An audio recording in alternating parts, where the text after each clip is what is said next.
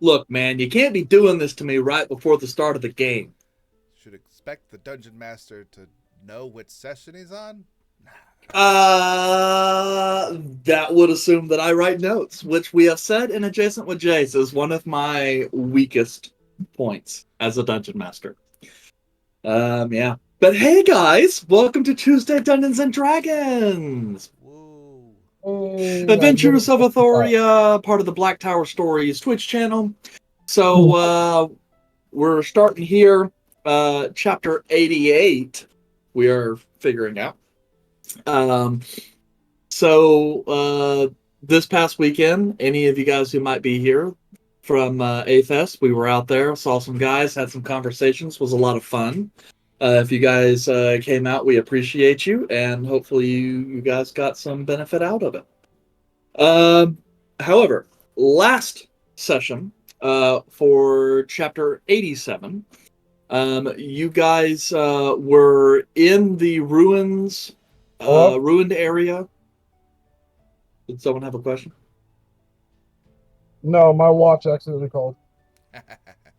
Oh, okay. I thought that was a I'm on hold mute. up. I'm on No, mute. you're not. Or my No, mic is. Oh, Lies, we hear you. it probably went back to my camera. Mike. Yeah, I get you. So, anyway, last time, you guys started off some combat with someone that you guys found out was actually a vampire who Surprise. turned invisible, wrecked a little bit of shit before you guys were able to kind of get in the swing of battle and turn the tables quite quickly, resulting in the death of all of his cultist guys. Um, and I'm not going to give you guys credit for killing the vampire because he technically killed himself by running outside in the sunlight. So that still only counts as 0. But you guys stole the weird necromancer skull. And decided to make your way towards Avedon. Upon arriving in Avedon, you guys went to go to the Shrine of Aromakai, speaking with one of the local priestesses there. And after not really knowing exactly what to do with that, you guys headed over to the Temple of Rareva to speak with Daith and discuss the possibility of purifying some of your magic items. Um, so at this point in time, it is kind of just around lunch, and the day is yours.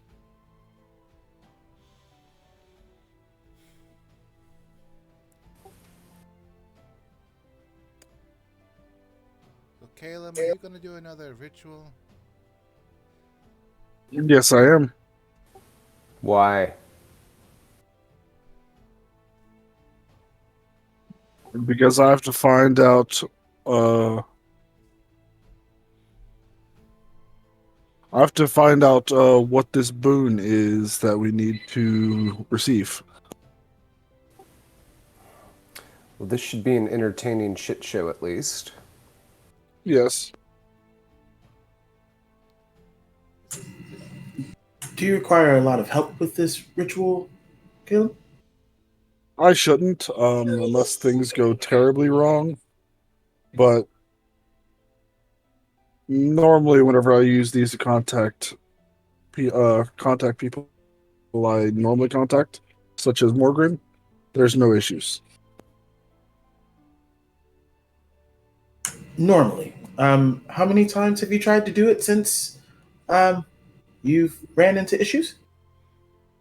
Twice. Well, technically 3 times, and had no issues. He even saved your life once.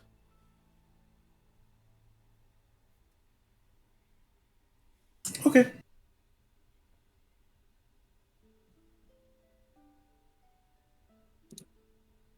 Do we need something for it, or is this? Should we go to a No, spirit I just realm? need privacy and to get out of thoroughfare. So if we probably find a place where I can uh buy a room for a night and just go in there for a few minutes. Find the cheapest accommodations. How many Okay. innkeepers get to deal with a failed ritual? It must be a common occurrence. Never. Let's increase the number Okay. by 1. So, Caleb, you guys were gonna go try and find an inn. Yes. Okay. There's really only there's one that you know of and have stayed at quite frequently here in the city. It's back, and thankfully, it's actually back over in the Temple District. So back kind of where you guys are going, and that would be the Tranquil Haven, which is a serene and elegant inn, kind of 2 stories. Uh, with this kind of beautiful, somewhat gothic architecture, mixed with kind of carved wood. Uh, as you guys kind of approach it, it appears just like a large building at the corner of a busy intersection. As you pass through kind of a narrow gate, you step into an open courtyard. The inn itself seems to kind of surround, almost like donut shape, this central area that is filled with fountain and gardens and a variety of lounge areas. You see the main building off to your left, and then off to the right, you see a rather large kind of fest hall type room, which you guys can hear some music playing, and you can see some individuals. You assume that's some kind of dining hall. And you also see in the corner, kind of striking your fancy, a separate room that's got kind of smoke coming out of it, that has the indications for male and female baths. So, heading into the main room, the main building to secure a room, Calum, you come face to face with Alara Dawnseeker, as you recall her name, the innkeeper and proprietor of the Tranquil Haven. As you kind of come in, she's in the process of flipping through kind of a large tome, just making notes, humming to herself. Kind of this kind of pale yellow shirt with like sky blue jacket, kind of long blonde hair that's kind of tied back in a braid. Human, but she just sits there, watches you guys come in. Ah, hello. Welcome to the Tranquil Haven. My name is Alara, and I am the proprietor here. Do you require some rooms? Nice to meet you, Alara. My name is Caleb, and yes, one room for the night, if you will. Very well. Will this be shared between the 5 of you? Yes. Very well. We'll get you one of the larger staterooms. Would you like me to bring up a couple cots? The biggest room I have only has 3 beds, unless, of course, you want to double up. We might look into that later, but at the moment, no. Very well. If you do require it, then you can speak with Gareth, and she kind of points across the way to a man that's wearing like a burgundy doublet. I'm like, he's the concierge, and he'll handle any of that stuff you might need.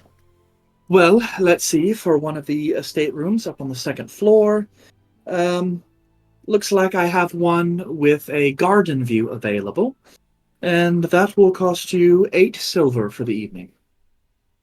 All right, I'll give them 1 gold. Okay, she takes that. All right, we'll just hold that. She passes over an iron key. It's got kind of a filigree kind of lock handle on it, pretty nicely made. She goes, your room will just be up on the 2nd floor, down at the end of the hall. The baths will be open here in about 3 hours, but food is available now, if you like. We have a minstrel, a bard in there, performing for the lunch, if you're interested. Thank you very much.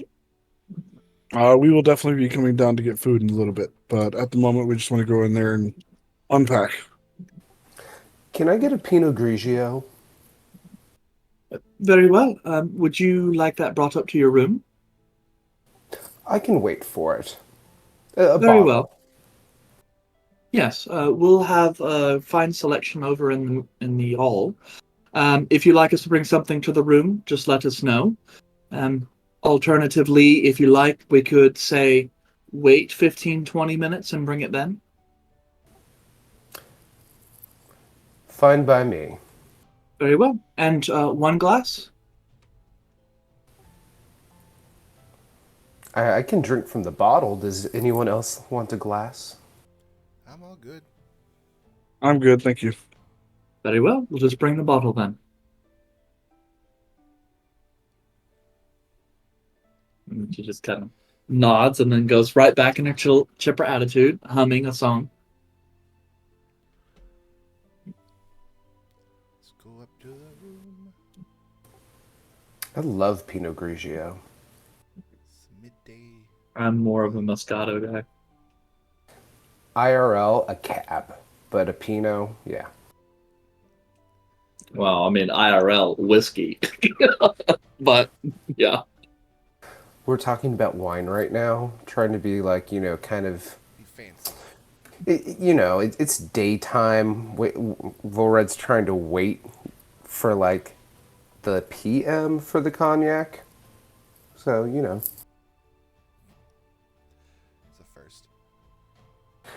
Listen, Volred's usually only been drinking his cognac when he's been stressed out on the road. A very unstressful morning then. Exactly. Brought to you by Pinot Grigio. Because of the wine. We are not at all sponsored by Pinot Grigio. By a type of But anyway, so you guys head up the second floor down the hall. As kind of stated, when you guys enter in the room, it's kind of this large, like 15-foot by 20-foot room. On one side of the wall, kind of facing towards the windows, such that like the back would be towards the interior of the building. You see 3 beds that are kind of like twins. They're just a little bit more narrower than something like a queen. Opposite of that is like this full wall of these kind of diamond-clad leaded Tudor style windows, which open up and have these little planter boxes and kind of gaze down into the central courtyard. Even from here, you guys, with the windows open, you guys can kind of hear traces of the song in the feast hall from the bard kind of making their way in. Near the door is kind of a wash basin and a desk. There is a wardrobe for hanging up clothing. You also find a door to another room that when you enter appears to be a private, like a privy, with kind of a bath and toilet in it. And, it's got kind of that old school kind of handmade tile, like a mixture of a dark olive green and slightly off-white kind of harlequin type pattern. This is a But nice other than that, room. remarkably quiet. That's always nice. Calmac, help me get to the other end of the bed. We gotta move him. No, you don't have to move anything. What? I thought your rituals usually start getting weird. My usual rituals involve more than one person so that I expand the circle. But if I'm just trying to communicate with a single person, single deity that I know, and it's just me going in, I can make it a lot smaller to just fit me. Does it have to be a circle? What if it's like an oval? Well, it really depends on the deity that you're trying to contact. If they have certain criteria that needs to be met, like if a deity is based off of a constellation, you would need to have the constellation in there, which could be a different shape or things of that nature, or things that they like. But most of the time, it is a circle because it is the most commonly used magical circle that there is. Hence the circle. Yes. But yes, it technically could be a square. Hmm. Is this that arcane geometry we keep trying to figure out? What if the secret is like you? All Sure. they had to do was like use a different size shape, like a trapezoid, and there you go. More powerful magic by adding angles. Oh, I That know that a pentagram is a different shape, and that does different things. That seems to be popular too. How come you don't use enough pentagrams, Caleb? well, it depends on the deity I'm trying to contact. All right. If the deity has the pentagram in their repertoire, I would use it. So Or it's if like the there's, shape is the area code. you could think of it like that. Although, what's an area code? I have no clue. I just heard it once. Gotcha. Thought it would matter. He's from the 9th. While we're doing this, I'm making my circle. It Or, might have been private school where I heard it. ah.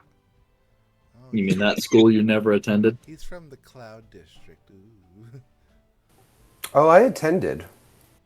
You sure? On Because paper. I kind of figured it's like one of those places that your daddy kept paying tuition to, but you never showed up, and they would have kicked you out, except for he was the Lord, so they just kind of like let it go. Honorary degree. Yep, and I imagine parent-teacher conferences were like really awkward, where it's like, "So how's my son doing?" He goes, "Well, he's I haven't just a seen him joy in to like be 3 months. around." Okay. Okay, I was so going to say, full Scribble, scribble, honesty scribble. from Volred is he did actually attend class, but that doesn't mean he actually did his work. So we can both be correct.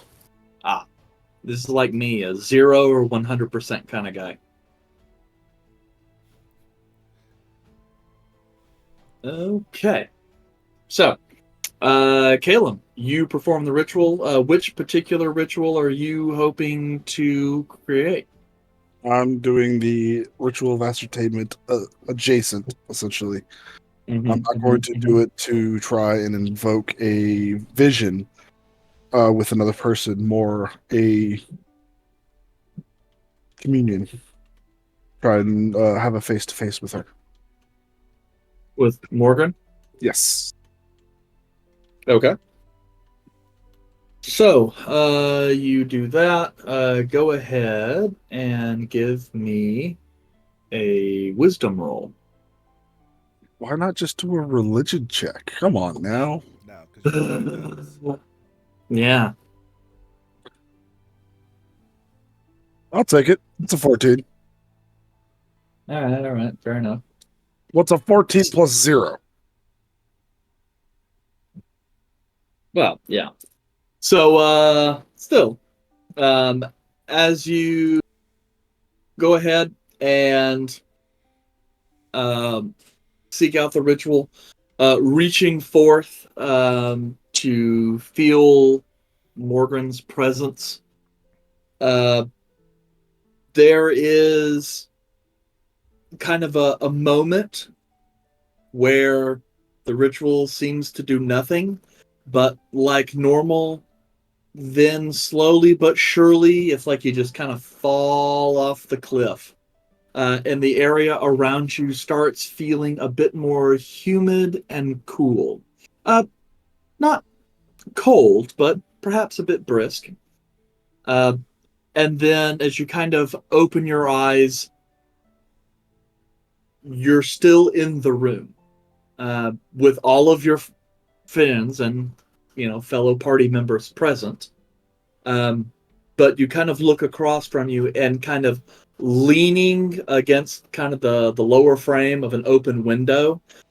Morgan is kind of sitting there and just kind of gazing out into the courtyard. Not really even paying attention to you. I stand up beside her, look in the direction that she's looking. Do you see something you like? The rest of you guys, uh, interestingly enough, like you don't recognize Morgan's presence until Caleb specifically goes up to her and starts interacting. Then it's almost as if this person is in the room and they've always been in the room, but you just, for whatever reason, never noticed them. But you do see a lithe, kind of half-elven woman with these kind of pale blue eyes and this long, kind of curly, raven-like hair. She wears this kind of lacy gown of black and silver, and basically just kind of holds a small, pale blue flower, kind of like a forget-me-not, in her hand. As she kind of glances over, her eyes kind of flit to you the first time you guys seeing her. She just kind of glances over to Caleb. I'm just not used to being here during the day. That's fair. I can understand that. I suggest you make it quick. We are far from, well, I guess we're not that far from the necropolis, but still, my power isn't exactly great here in broad daylight. Yes. Well, we retrieved the artifact like you said. We have it in our possession. We're here, like you suggested, to obtain the boon that you told me about. But I don't know what type of boon I shall be looking for. Well, I suppose that is partly my fault. In my haste, I wasn't very direct. Still, I just assumed that when you didn't know what to do, you would invariably turn to a ritual. I just assumed you might actually try to contact someone else. But I suppose I do have enough time to say, perhaps you should attempt this again, but perhaps in one of Aromakai's places. And contact Oromakai? Yes, I recognize that you probably haven't really spoken to him before. After all, there aren't very many who seek his particular guidance face to face. And, well, it's not as if he's a very well worshipped deity. But I suppose he will be happy for the company. And I should say, more specifically, the boon that he can grant you is obvious in the sense of helping you traverse areas quickly. But there is something else he can offer you and your compatriots. That is the primary thing of which I am interested. Yes. Access to certain magic typically reserved to divine practitioners, like your compatriot over there, the Eladrin. This is something you could use to perhaps get in touch with us more safely. Okay. And they will be able to bestow that blessing on me? Yes, they would. Or, more specifically, Aromakai. Yes. Particularly if you let him know that I requested it.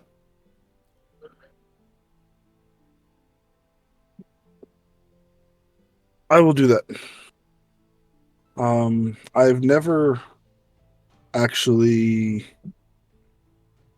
used a ritual to contact Aromakai. What trinkets or things should I use to try and bring him to bear? Or just doing it inside of his temple would work? Well, Aromakai's temple is honestly quite far from here. But his most Obviously, his sigils include doorways, windows, arches, anything that might be considered a threshold. Things of that nature are excellent iconography.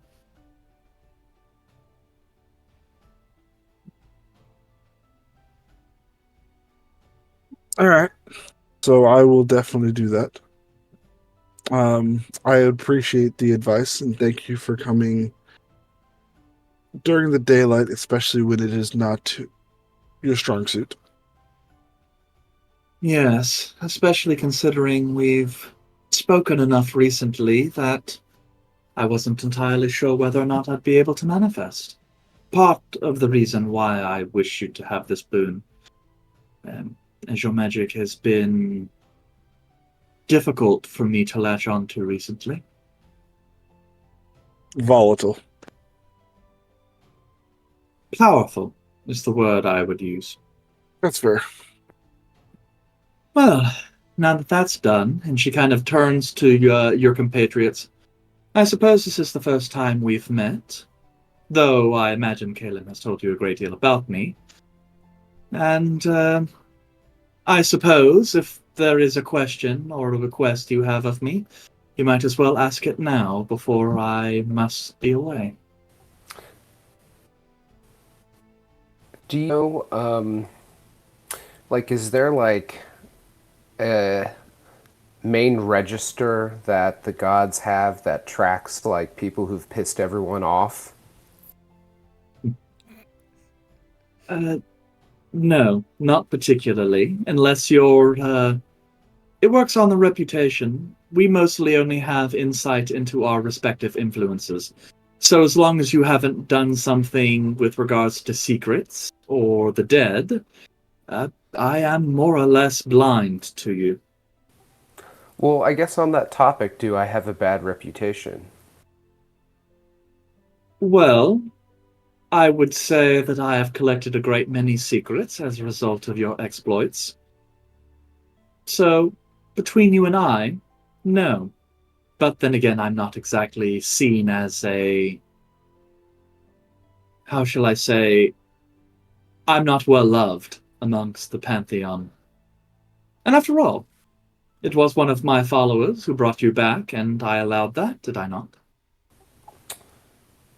That's true, but Indeed. it never hurts to ask one's standing. Thank Of you. course. Especially after all that deal with Gameti. You know. It's good to clear the air in that regard. Thank you again for the life. Kind of looks around a little bit. Ooh, Anyone else? I got one. Yes. So is there a communication between like all the gods of death, or is it just like everyone's in charge of their area and any soul in those areas kind of go to that section? Well, it's different for each pantheon. As you are not an adherent of the Akari faith, you are bound by the rules of your own pantheon. So in that case, I have very little power over your soul, outside of extenuating circumstances. I should also say that while I am typically seen as a goddess of death, I am more seen as a goddess that rests at the boundary between life and death, and shepherding of souls from one side to the other. As to the actual soul, its rest, that is handled by Seer. Cool. So you wouldn't. Never mind. I'll just send a letter. Maybe way easier that way. Very well. And then her eyes kind of gazes over to Yandere. Nope, nothing here. Just as well. So, it would appear that is about all the time I have. Well, it was nice meeting you all. And I suppose I should say, Caleb is one of my favorites. Ooh. I recommend that if you are to see me again, it be on my terms. Don't call her Caleb. I only mean to say that if I am summoned, that is one thing. If I must come for business, you might not find me so kind. She's very busy. You should write more. And Well, and she is she's kind of really sitting there. over You half see a her man. body is like slowly going transparent, almost kind of ghostly. Before the flower kind of falls, slipping through her hands and just kind of floats down to the ground. By the time it touches the floor, she's gone. Bye.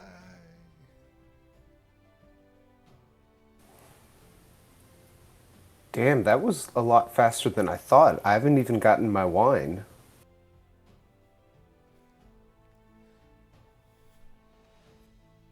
Normally, these things don't take very long. I'm gonna go check on my bottle. And Volred leaves the room. Okay, you're gonna go down and check with your bottle. So do Okay, we need to go to a so- temple or something, Caleb, or do we need to do it again here? No, at the temple. She did say to go to their temple, correct? The shrine of Aromakai. Yeah, the shrine. Yeah, you would know that like Aromakai, like I said, it's like on the list of lesser deities. You know, he's Yeah. kind of like way down there. So he has plenty of shrines, not so many temples. Okay, then I'll go to a shrine. Yeah. You are aware of one shrine. Oh shit! Where is his shrine? Da-da-da-da-da-da-da. In the meantime, Yelling at kids. Flora's gonna have to go wander around with a bottle of wine now. I mean, do we have to go with Caleb for a ritual? You muted at the wrong time then. You don't have to. I could just go. Yes. The Temple of Aromakai is actually in Arariella. Yeah. It lies underneath the city. Of course it does. Well, you haven't seen it, but you've been told it's got some very bizarre architecture. The way you've had it described to you is kind of like those pictures where there's like stairs and doors like everywhere, and there's no sense of up or down. Disorienting, I guess awesome. is the word. But supposedly they have some pretty powerful stuff in there. I mean, you've heard some stories about like something called the Wayfinder's Compass, which always points to the nearest planar portal, you know, of particular kinds. Ones that will, you know, mostly in the help of like getting through locked doors, teleporting different places, locating objects, things of that nature. Awesome. So, yeah. But yes, it is located at a place called the Crossroads in the Undercity. Okay, so, yes, sorry, Volred. You head down to the concierge and have to wait a couple moments before you see Gareth, the maroon, burgundy, brocaded guy, come in holding what looks like a wooden pail with ice. And he kind of stops, kind of sees you and goes, "Oh, yes, hello, sir. Apologies. I thought it was still a couple minutes left before the wine was to be delivered, so I only started putting it down to chill. Was there something else you needed?" I could go ahead and take the wine in its current state. I I have some faults in my life. One is impatience, and the other is lack of time awareness. Well, I perfectly understand that. After all, when you're in a place filled with serene tranquility, sometimes the hours can drag on, or sometimes hours can go in a flash. But we aim to please, and he kind of sets the bucket over on the bar. That will be fine. Now, I was told that you wouldn't require any glasses, but if that should change, feel free to let me know. Uh, do you require me to bring you any food items? We have a lovely stew today, as well as some roasted boar with field vegetables. Ooh, that. Let me check with my party to see if they did not have any other lunch plans. Of course. Worst case, we can send something up by the plate. They can come down if they like. Or if it's easier to just bring up kind of a platter for you guys to nibble on, we can do that as well, whatever is needed. Understood. How much do I owe you for the wine? Oh, this wine. Well, normally it's 10 gold, but let's just call it 8. I give him 10 and say, keep the rest as a tip. Thank you, good sir. An excellent tipper. If you require anything, please just let me know. In case you weren't told, there is a little ringer by the doorbell at your door. It will ring down here and let me know you require service if any of you should require anything. No need to leave the room. Ooh, that is very practical. Thank you again. We will ring you if anything is needed. Of course. I also handle the inn's storage locker, so if there are any valuables you'd like me to store up under guard, please let me know. That is available whenever you wish. Thank you so much. Have a wonderful day. I go back kinda to the room as I start drinking out of the bottle. Update? Fuck no, don't update. I'm in the middle of a Dungeons and Dragons game. At the end of the session, look at that. Windows is like, hey, update. Like, actually, Not today. Well, I was just gonna make sure that it's not gonna make me. Okay, good. I just wanted to make sure that it wasn't gonna do one of those. We are gonna auto restart in 4 minutes. Oh, like your phone does? Or my computer, like if it installs updates in the background and like doesn't let me know, it'll just decide. It's like, oh, you don't look busy now. I was traveling through downtown. I don't remember what city it was. It was another state. And my phone decided it needed to update. And I'm like, I'm using this for maps. I have no idea where I'm at. And it was down for like 15 minutes. So I just parked on the side of the road and just chilled. Yeah. Okay, so Volred is heading back to the room plus booze. Izal, Yandre, what are you guys going to do? Because I think Calum, I believe the plan was to head to the Shrine of Aromakai solo. Yep. Okay. How far is that, like, from where we're at? I would probably say about 2 or 3 blocks. Cool. So, not far. I would follow Calum because he can't be trusted by himself.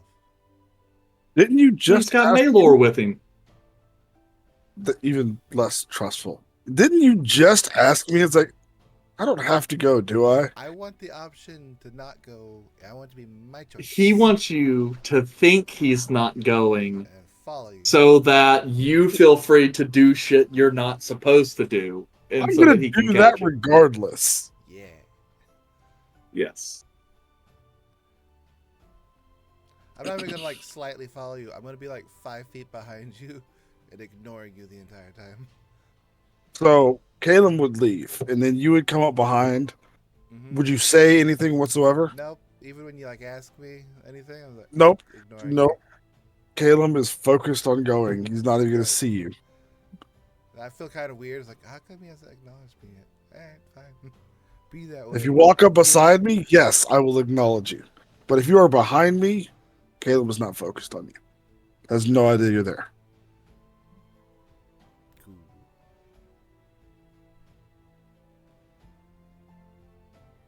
Okay. Was there anything that you guys wanted to do before we cut over to Kayla? Yandere, are you staying or going?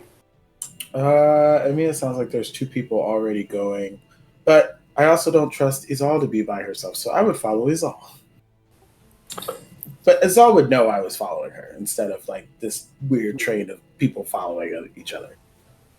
Are y'all still there when I get back to the room? I don't think we would leave Uh, without you going back up to the room first. Yeah. They would have to pass you back Oh, up to okay. the room, so you would see them. So as soon as I see them, I'm going to just be ecstatic. Like, oh, they have some really good lunch options here. We should get something to eat. And then those baths are opening. This could be a really nice day. Wait, where are y'all going? Nowhere. Kalen's leaving.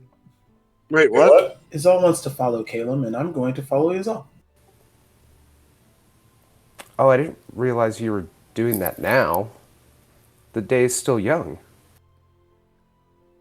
We gotta mess Well, up, yes. You gotta mess up the day early. That way you have a chance to recover from it later. I'm not sure I agree with that, but do as you must. I'm going to have a great day here by myself. Okay. All right. Bye bye. Oh, Kelmac, are you staying?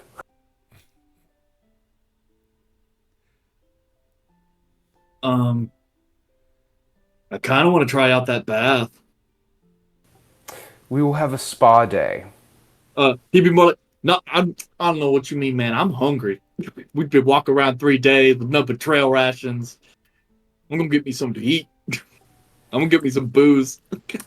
They have a boar roast. Let's get that. Make sure he doesn't gamble.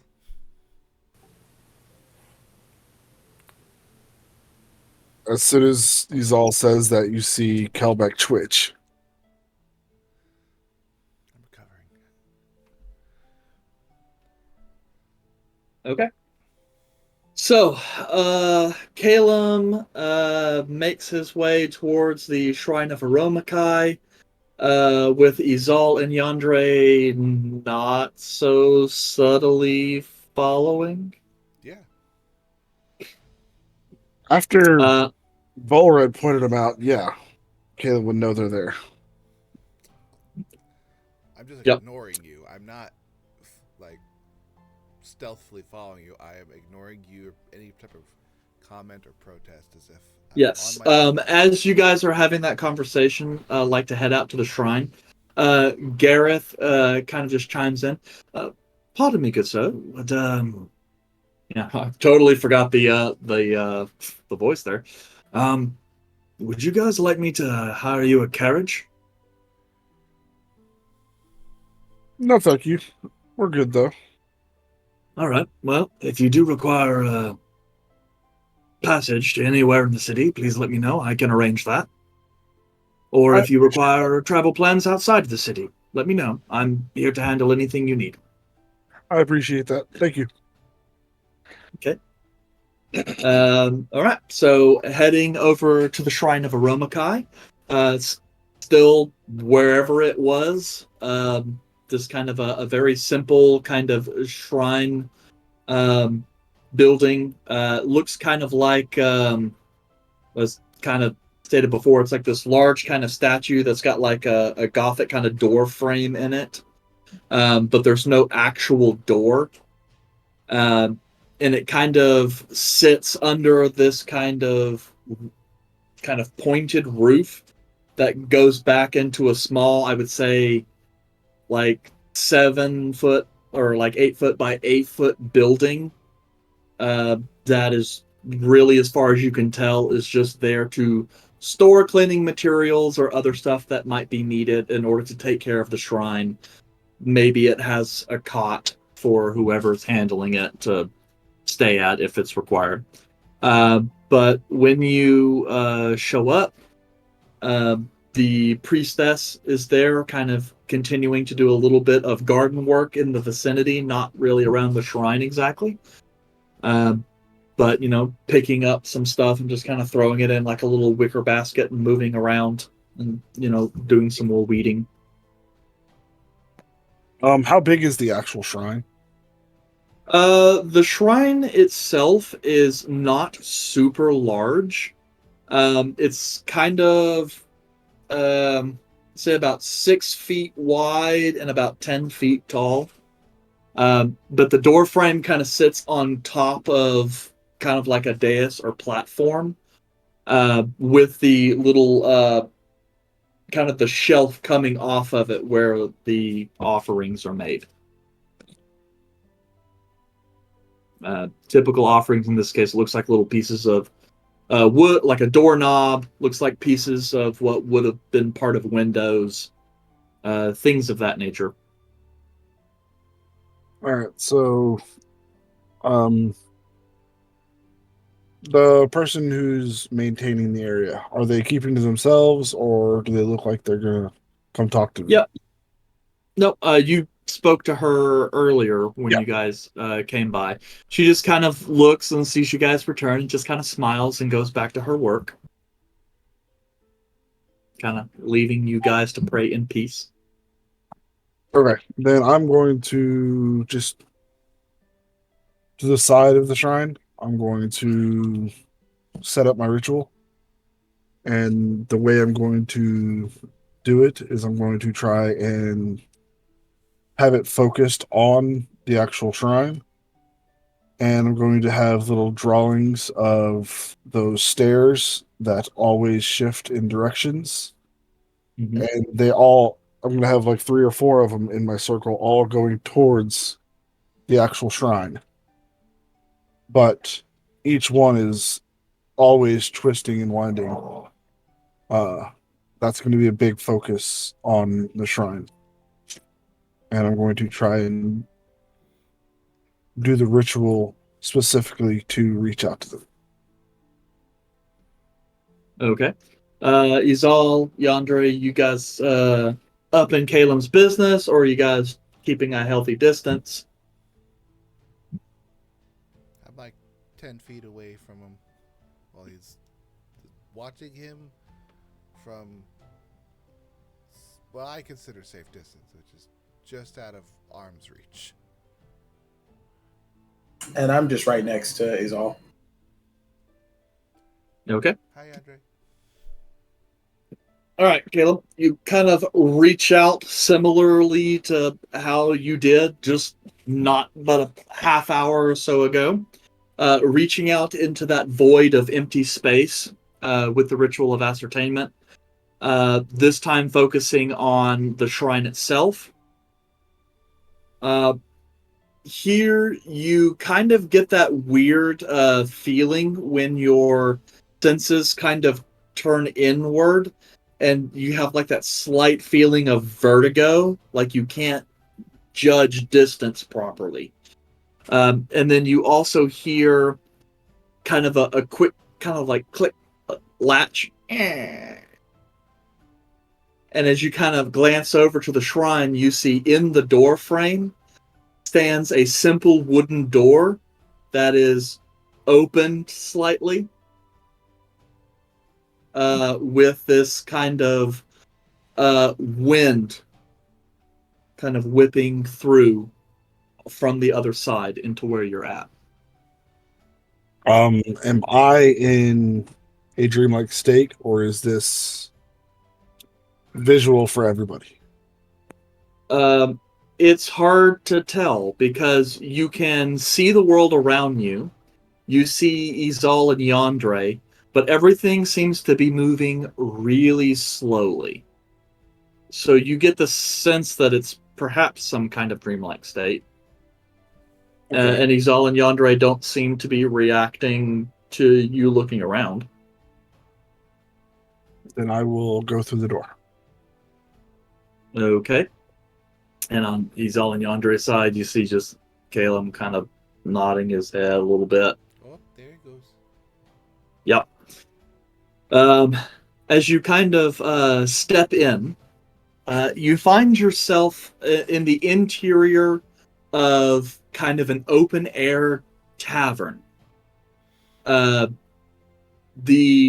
booze and drinks seem to just kind of move around of their own accord, constantly pouring, sliding drinks. It's very much like the, Beauty and the Beast scene. Uh, Instruments in the far corner are up and playing themselves. Um, Only one figure exists in this space. He appears to be a kind of tall and lithe half-elven figure with kind of tan skin, piercing blue eyes, and this long kind of wavy brown hair that's kind of doing like rings. Like he's got a lot of calyx or something in his hair. It's like all kind of a disheveled mess. And he seems to be dancing around wearing like traveler's clothing and a cloak made of this sort of gossamer silver fabric. It almost kind of looks like the fabric itself has no dimension, almost kind of as if he's like it's a green screen, and the green of his cloak is just being replaced with a static texture of silver. Uh, so it is kind of weird as he kind of pirouettes around a little bit, kind of dancing to the tune. He kind of cocks his head over, takes a look at you. You can see kind of a rough, road worn, like shadow, a little bit longer in the front. Kind of looks and goes, "Ah, welcome, welcome, welcome, welcome. It's been a while since anyone's come to join me here." Nice to see you. My name is Caleb. Ah, of course I know. No one enters my place without my approval. Then Yeah. again, this is a place meant for travelers, so I guess really everyone should be welcome. Did your friends not want to come in? I don't think I brought them into the ritual. Ah, right, right, right. If you want, Unfortunately, I can. well, I suppose I don't really have the power to do that just yet, and I don't think you have the power quite to do so either, especially considering, as far as I'm aware, you just performed the communion not too long ago. So it Yes. might be some time before that little piece is possible. Still, good on you for actually producing it at a shrine. Thank you. While he's talking, I'm going to reach over to the bar and think of the best wine that I think I've ever tasted and see if it just shows up in my hand. A cup appears that does fill with wine. It pours really sloppily, like half the bottle actually ends up on the actual bar. And it's okay. Okay. and it's kind of like Right. sensing a reaction. Rumkai's, yes. Sorry, I happen to be the god of thresholds and travel, not the god of booze and bars. So, you do what you can with what you can. That's fair. I down it anyways, and I set the cup down. But yes, I did just do a communion with another deity, Morgan, earlier. And she informed me that she wanted me to talk to you and requested you give me a boon. Yes, I believe she mentioned something about that a while back. Although I must admit I hadn't really agreed to anything. It was more of we were just at the god-goddess mixer type thing. And she was like, that Calum fellow, wouldn't it be great if kind of scenario. But, yeah, she also mentioned stopping by not too recently that you need some help getting somewhere. Yes. All right. She mentioned that. That's fine. We can get that taken away. No problem. As far as this boon she was talking about, I suppose it's possible that I could help you out in that regard. I'm not entirely sure how powerful you are, though. As I could give you a bit of my divine magic, but it would be up to you still to be able to use it. Seeing as how you're not, one of my clerics, so I can't just invest you. You're not a vessel of my divine righteousness or whatever. So what's the most powerful magic you can cast? Give me just 1 second, because I think it's actually 6th. But let me make sure. It's actually, I am of the 5th circle. Fifth circle. I am able to try and do more, but anything outside of that right now is probably just going to burn me up or fizzle. All right. I entirely understand that. Well, that's probably why she brought it up now, as it looks like you are sufficiently powerful enough to use it. So I suppose I could give it to you. More specifically, it's a standard spell of communion that you'd be able to use from time to time in order to speak with us gods here of the Akari Pantheon. There are, however, certain qualifications that have to be met, unfortunately. First off, this does require your own power to use as of yet. So it's not as if it's a freebie, so to speak. Only be giving you the ability to use the magic, so there's that. Beyond that, well, it's obviously it will require you to provide, as per usual, symbols of our degrees or find hallowed places associated with us in order to help out. Now, this will help your communication be more consistent. But unfortunately, this particular spell won't be able to help us manifest in a physical form without some additional aid. And what that particularly means is you need to visit an actual place associated with us, such as the shrine here, and use that spell. Or you need to actually try and contact us on one of our prescribed holy days or vassals of power. That means there won't be contact in Morgan anywhere time during the day with that particular magic. You'll need to, contact her at the primary time of day, dusk more specifically, and such if you want her to appear in any sort of semi-material fashion. Otherwise, you just get the 3 questions. Do you understand? Yes, I understand completely. Very well. So, very well. I suppose I could give you that little boon, and that'll help you out. At the very least, it should help you avoid unwanted, how we say, interventions. Yeah, those can tend to get out of hand sometimes. Well, that's possibly because you keep using your magic and trying to survey things that are a little wild in nature. Yeah. Still, it's not so bad. I mean, it's not as if you're doing anything. It's just your power's coming into its own. Well,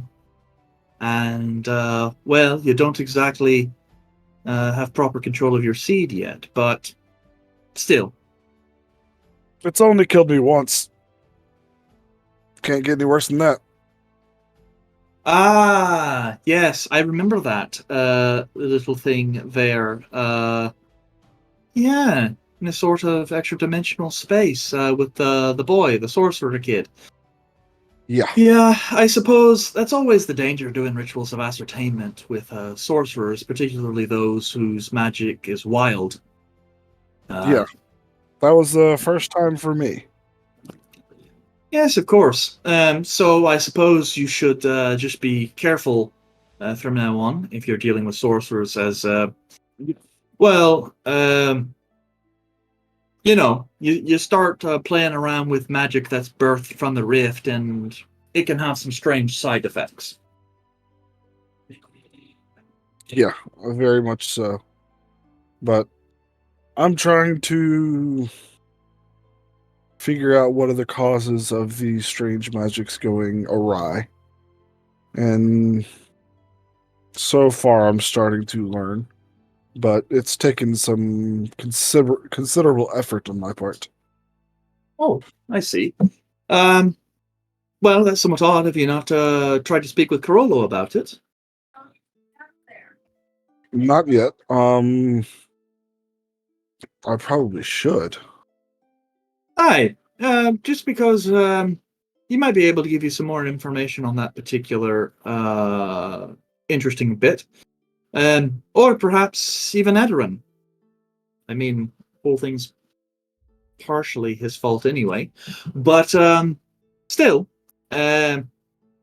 What's partially Edoran's fault? well, it's damn. I really shouldn't have said that. Don't really want to start shit between the gods. Especially not Edoran, god of magic.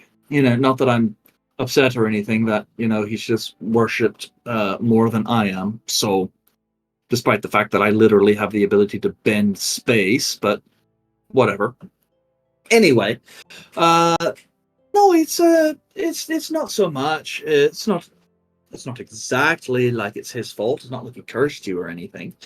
But I suppose I could say that the reasonings that have to do with it have to do with his particular power, and a certain amount to do with where you grew up. I'm afraid I can't really tell you too much more than that, as it is, again, a little outside of my particular portfolio, so the information that I have is somewhat it's secondhand, I suppose you would say. But still, if that's something that you're interested in, I would speak with Edrun or Carolo or someone who knows more about your situation. Still, right, about that teleportation. So are you ready to go?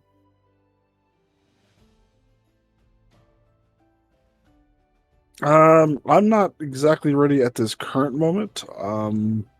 A couple of our party members are still at the tavern that we are at. I can Oh, I come see. back. I can come back later this evening and be ready to go then.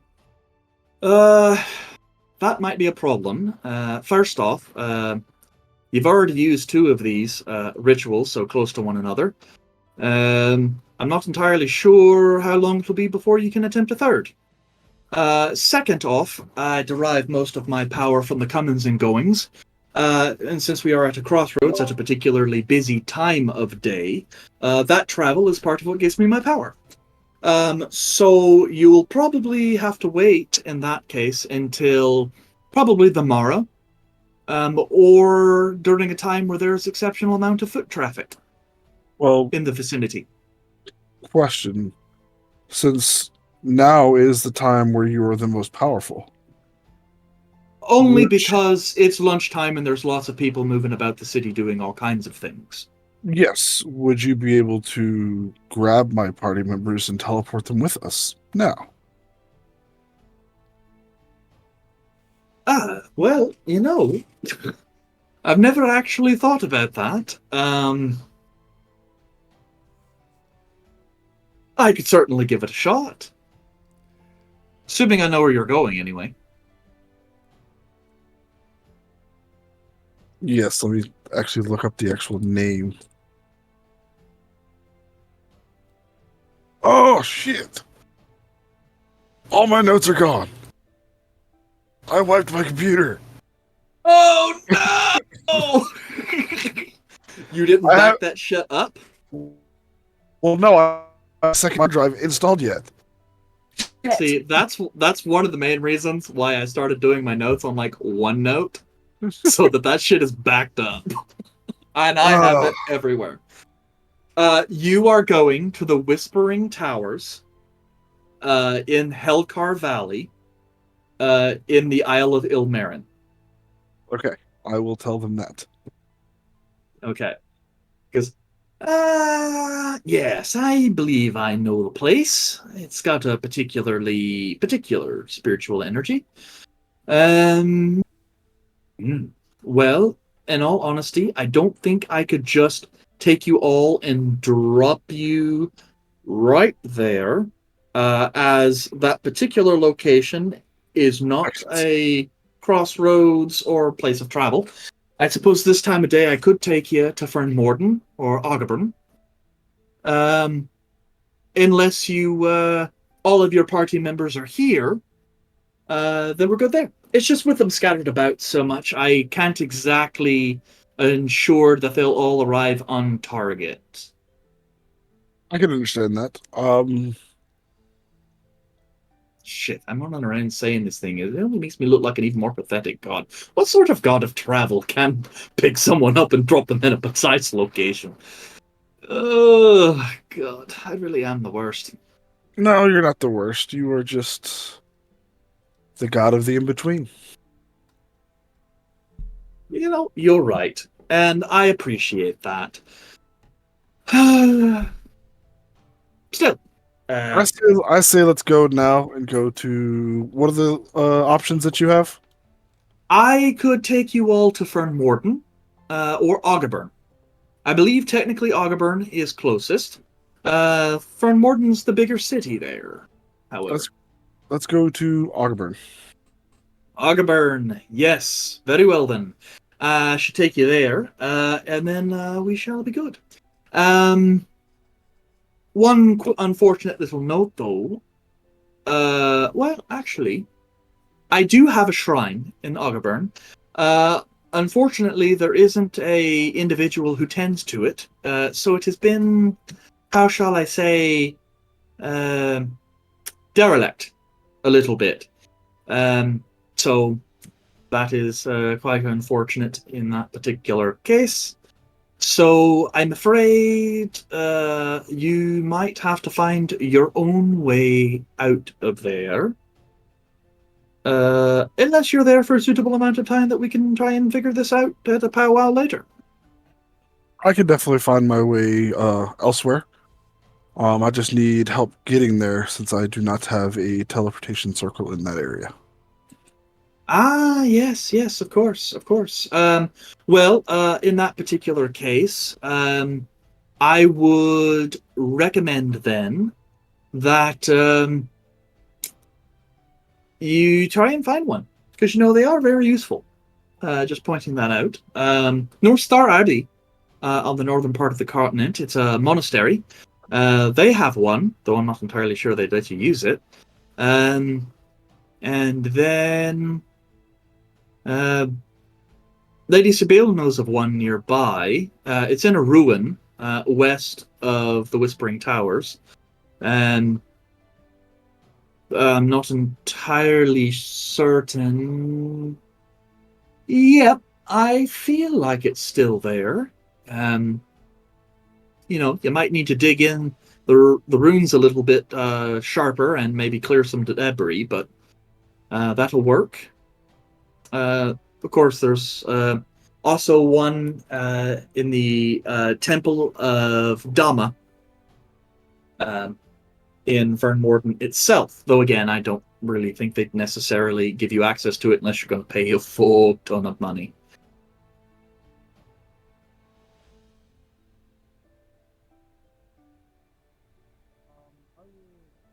Ooh, I can barely hear you. I will talk to Lady Sibyl about trying to find out what I can do, what I can find there, because that would definitely be a good thing to find. Ah, yes, of course. Indeed, indeed, indeed. So feel free, of course, to stop by sometime, even in my temple in the capital. Of course, that's always fun, and see if I can do anything to help you out either. Just, of course, if you want to do me a solid and, let everyone know that I'm really awesome and very helpful, and maybe they should pray to me more often, that would be appreciated.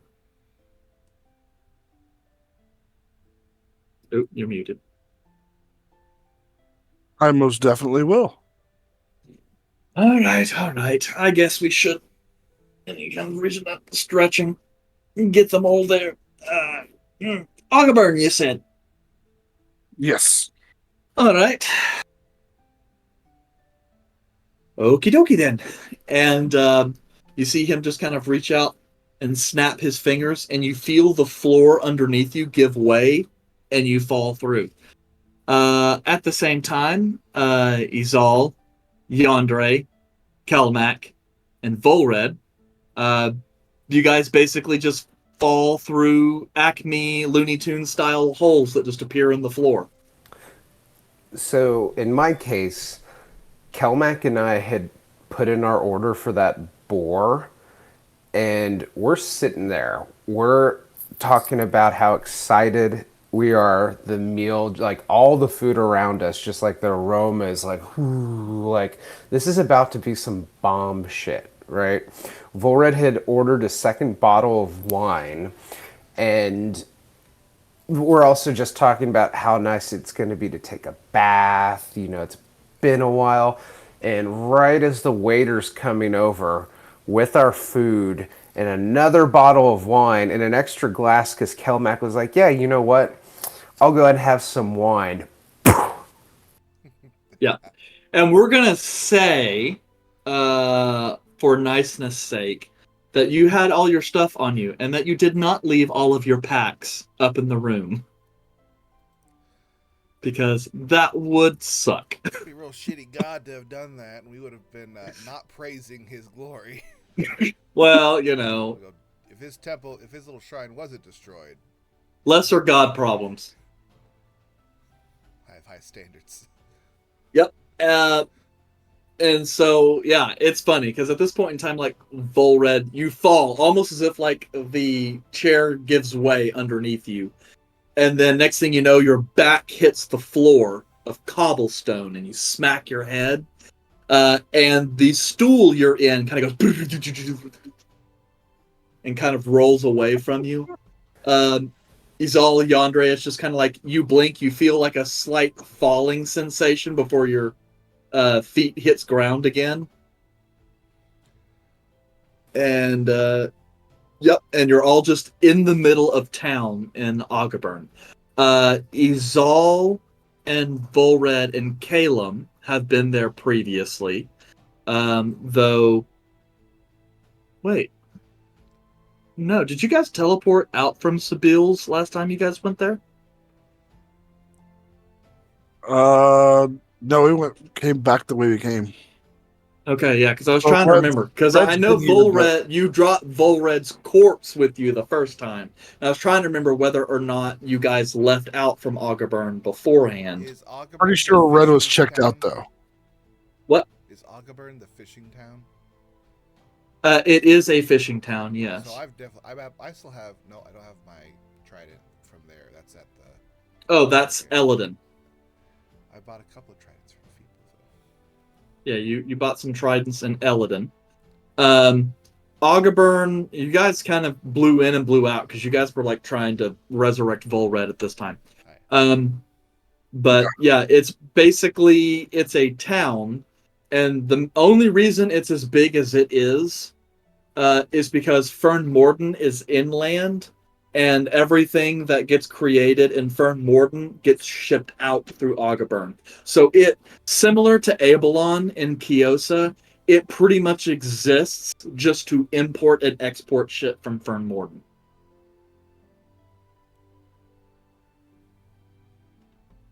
I can't believe that actually worked. Caleb, Yes? I'm going to give you 10 seconds to describe what you just did before I hit you really, really hard. I spoke to a god. God said that we could leave now or wait until tomorrow afternoon. And you chose now. Well, yes, because we do have a cursed object of dire importance with us.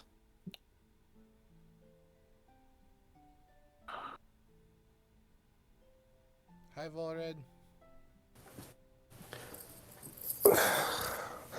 Are you My okay? head hurts. Ugh, I smacked the back of my head. How badly am I hurt, Eric? I will Not help Volred badly. up. 12 It's more the points. shock of it than anything else. So it doesn't hurt that much, but Vorad's like, I think I'm dying. Ugh. Maybe we should be concerned because he actually knows how it feels to die. I will inspect Volred's wound. He's fine. Got a bump. Internal bleeding. Swelling of the brain is very dangerous. Wait, is Volred drunk or has he had any drinks yet? Well, it's assumed he's had a bottle of wine, probably with Kelmac. So, like, yeah, there might be like a tipsy factor, but he's not like drunk. He's wine drunk. That's different. It's sort of like business drunk, which in that case, it's still legal to drive. Well, if that's the case and you're hurt, we should probably keep you from sustaining any other kind of injuries, right?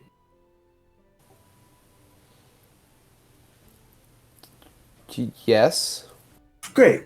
Yandere walks up to him and casts protection from poison.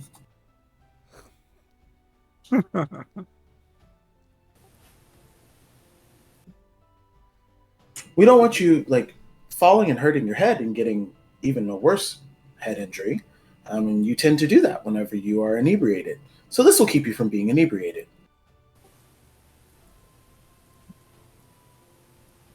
That sucks, bro.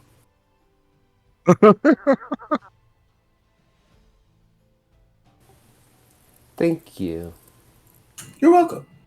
What time of day is it at this location?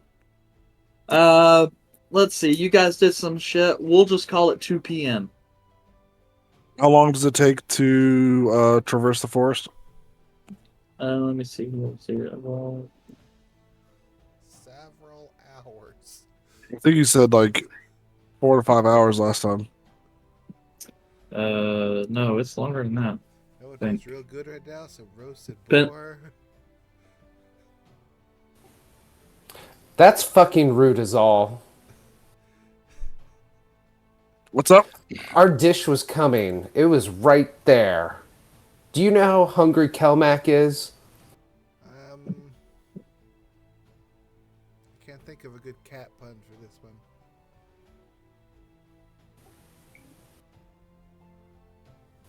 Did you do something wrong? He needs the lion's share.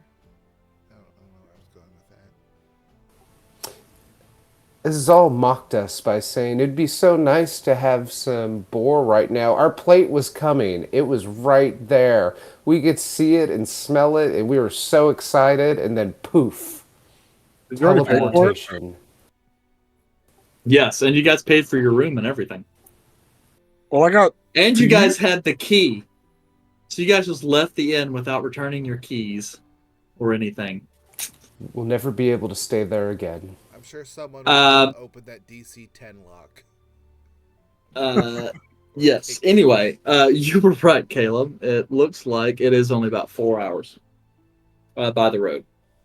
So We can go to Lady Sibyl's place, and it'll take about 4 to 5 hours now, which will still be before actual dark. Although going through the forest, it will be dark. no, you guys should get there just before dusk. Doesn't she have like the creepy mist?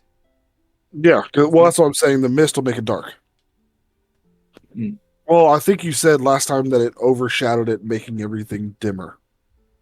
Yeah, I mean it's pretty dense, spooky looking forests. So yeah, if you guys want to, we can go ahead and go now. Quicker to get rid of the skull.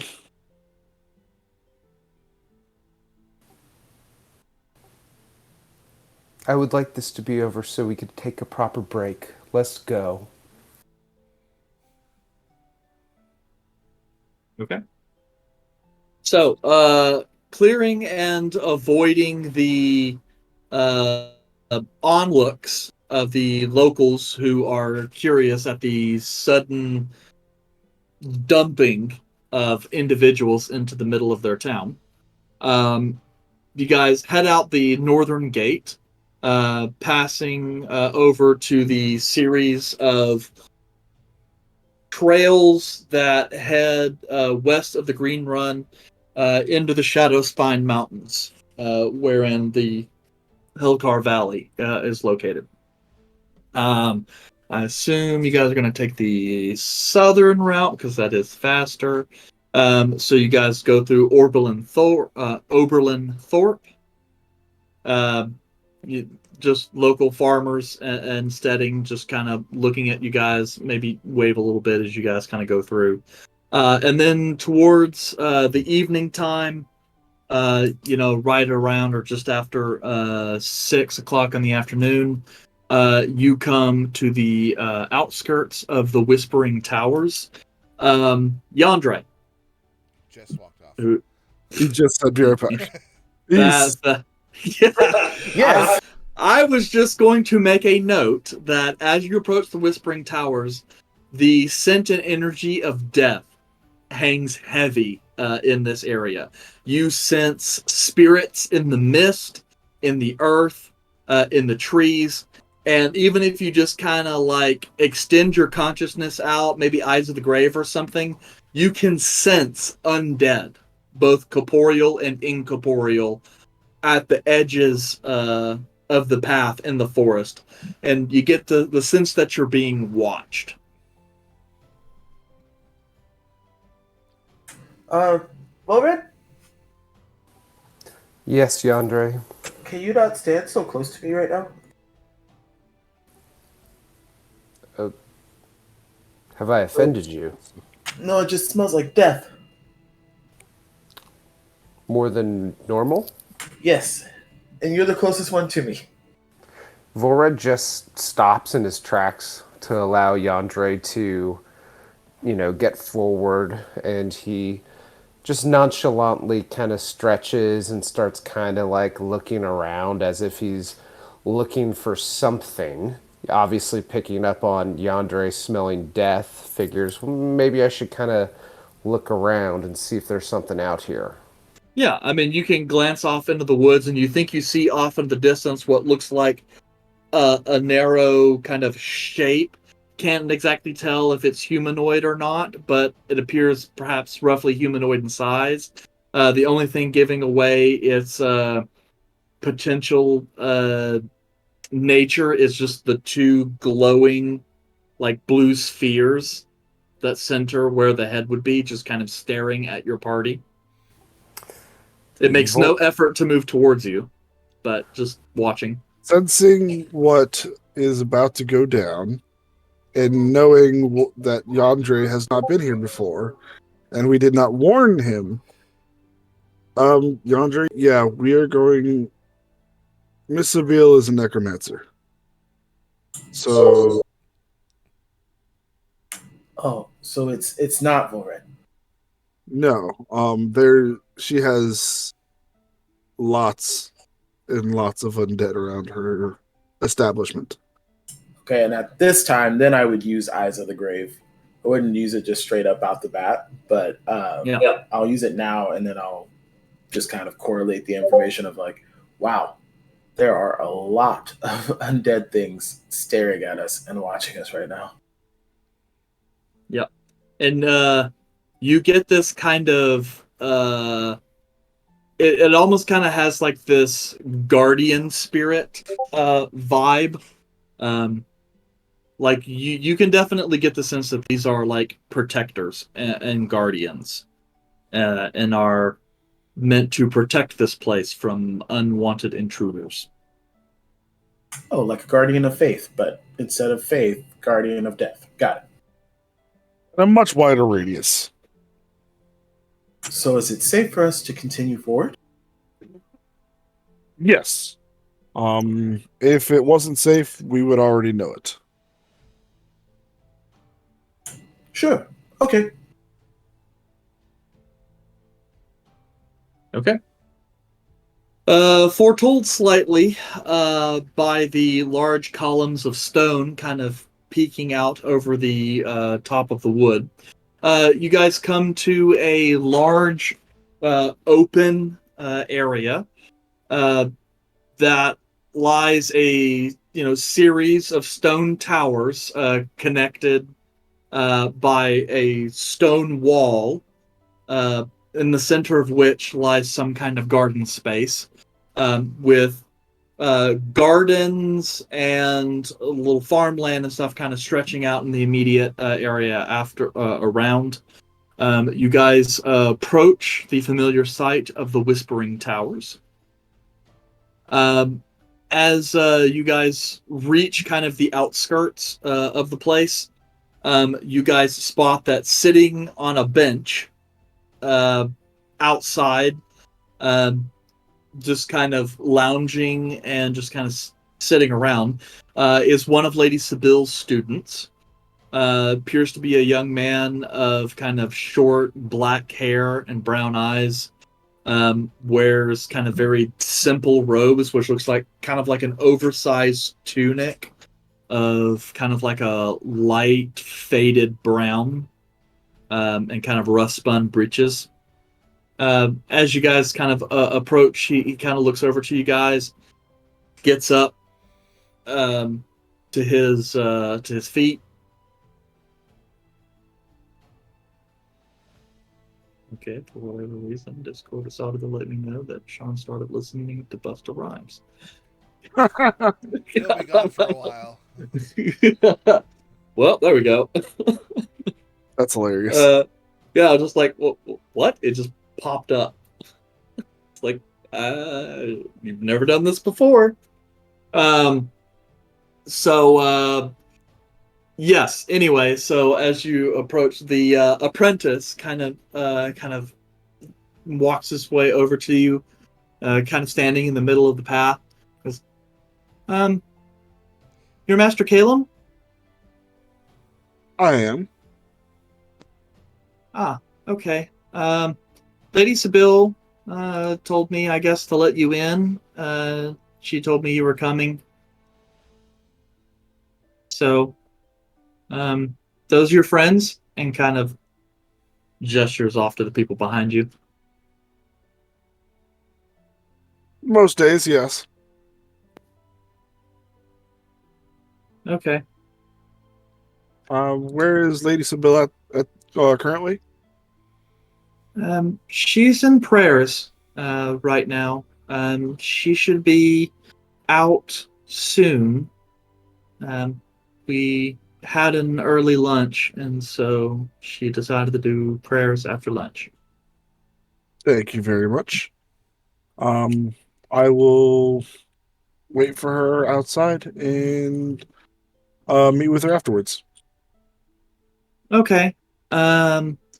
One of the other people went ahead to get you guys some rooms made up. She just told me to remind you this time not to break anything. Yeah, Caleb. Side eye is all. Don't break anything. I will try my best not to. Okay. Well, that's all I was supposed to tell you. So, Much appreciated. What's your name? Hayden, Hi, Hayden. I'm Izal. Nice to meet you. nice to meet you too. How long have you been with Lady Sibyl? 3 months. 3 months.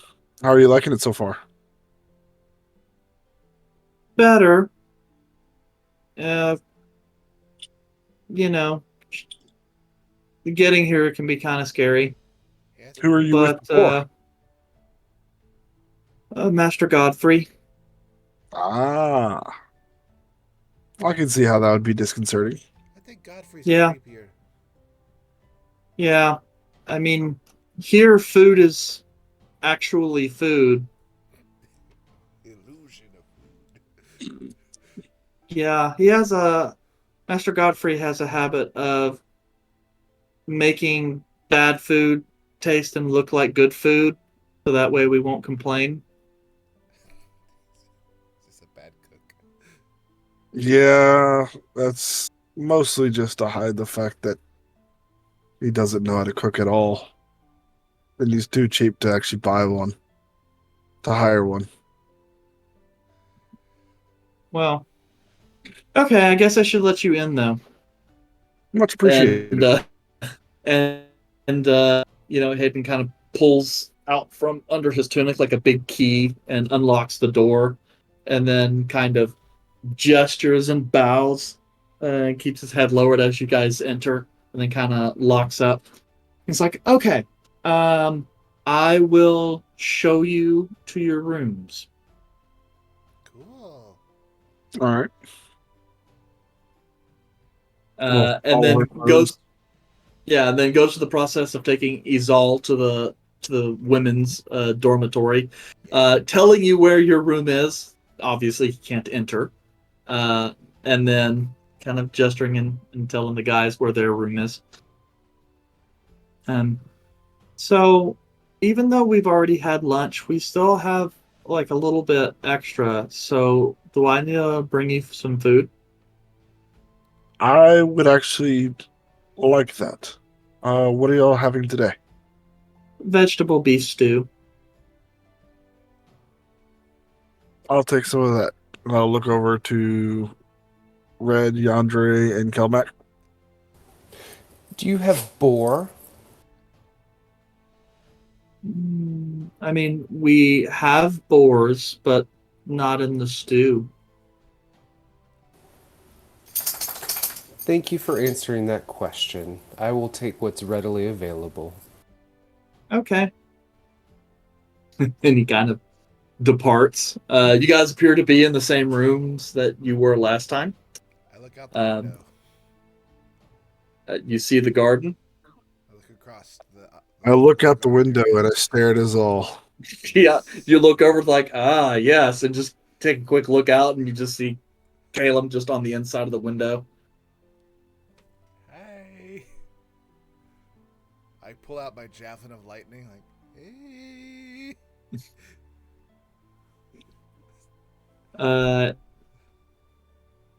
After a few minutes, with a couple other kids, and is in the process of dropping off bowls, and what looks like some tumblers with like a pitcher of mead.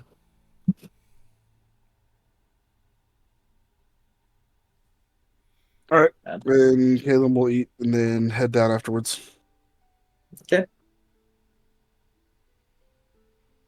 So, as you head down later, you find Mistress Sabine in the garden, looking as though she's tending to some of the herbs there.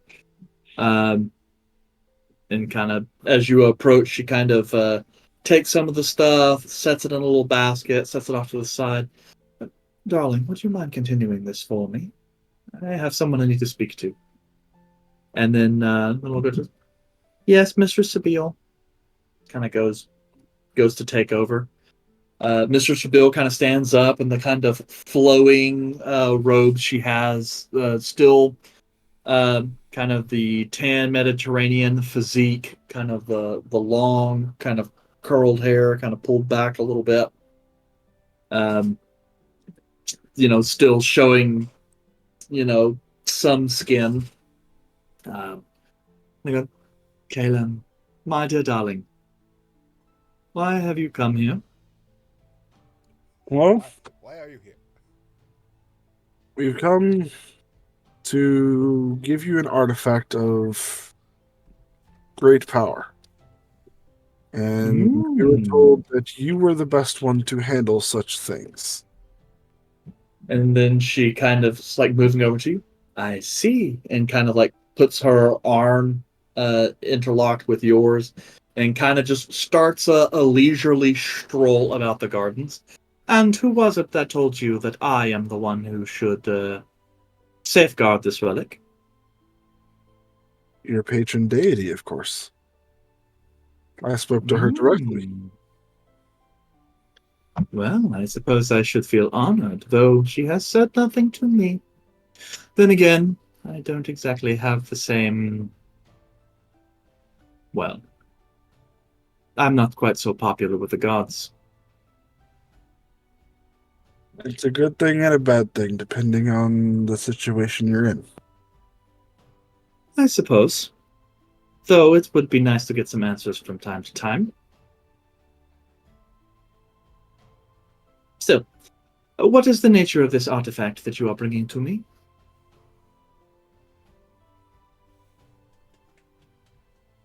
I don't believe I got the actual name of the skull correct.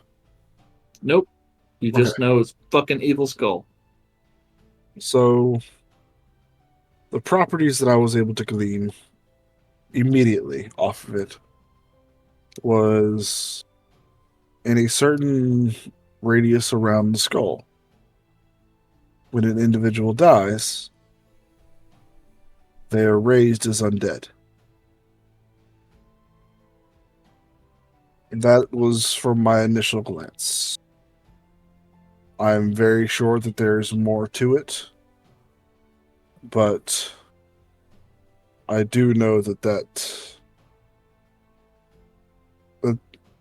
individuals are trying to use this for nefarious purposes, and I could not allow them to do that. So I raided their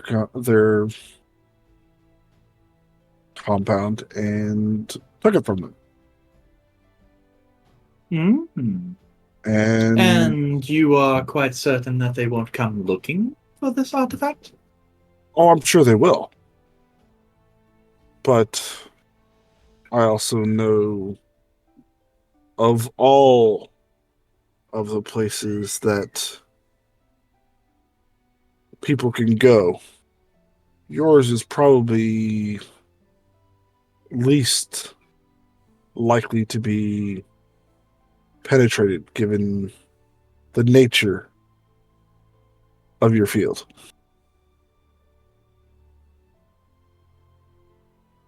Well, if the mistress has sent you to me, well then, I suppose I cannot say no. Very well then, let us take it to the chapel and see what it is we're dealing with. Let me stop by and grab Izal, because she is the one Okay. actually holding it.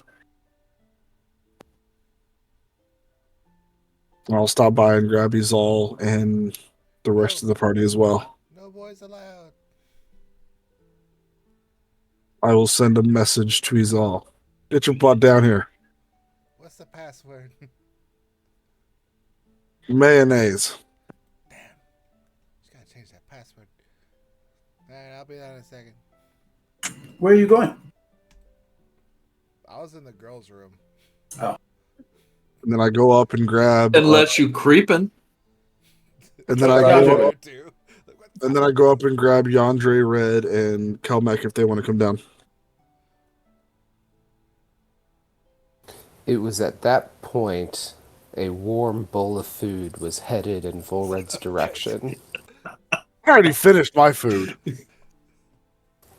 Yeah, I didn't hear that earlier. Yeah. Yeah, I said that I finished my food and then went out. Oh, well. A bottle of wine is traveling in Volred's direction. No. No. You get mead. Flora just goes like 3 days without eating because of inconvenience. Don't tempt me to play that out. He gets real the crankier he gets. He's just hungry. But yeah, if you guys want to head down and talk to Mistress Sabille, you can.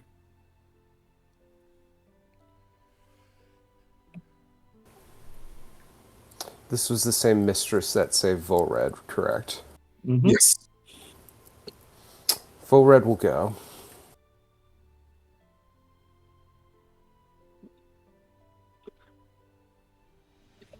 Is Yandere going to go? Is Kelmac going to go?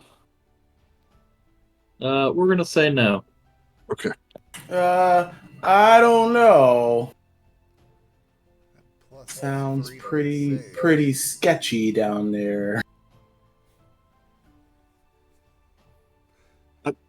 I don't want to be anywhere when you take that skull out. But It's yeah, just dangerous. That was pretty good. Come on, you cowardly lion. Let's go. Ah, come on. he's all not there to say that. We just need to automate Aaron. I don't wanna. I'm sure ChatGPT We go pull can every play clip, Aaron. every Sure, we can clip do of Aaron saying something and get a soundboard for it. Yep. Or, we'll hire a voice actor to just go back in and add his voice in post.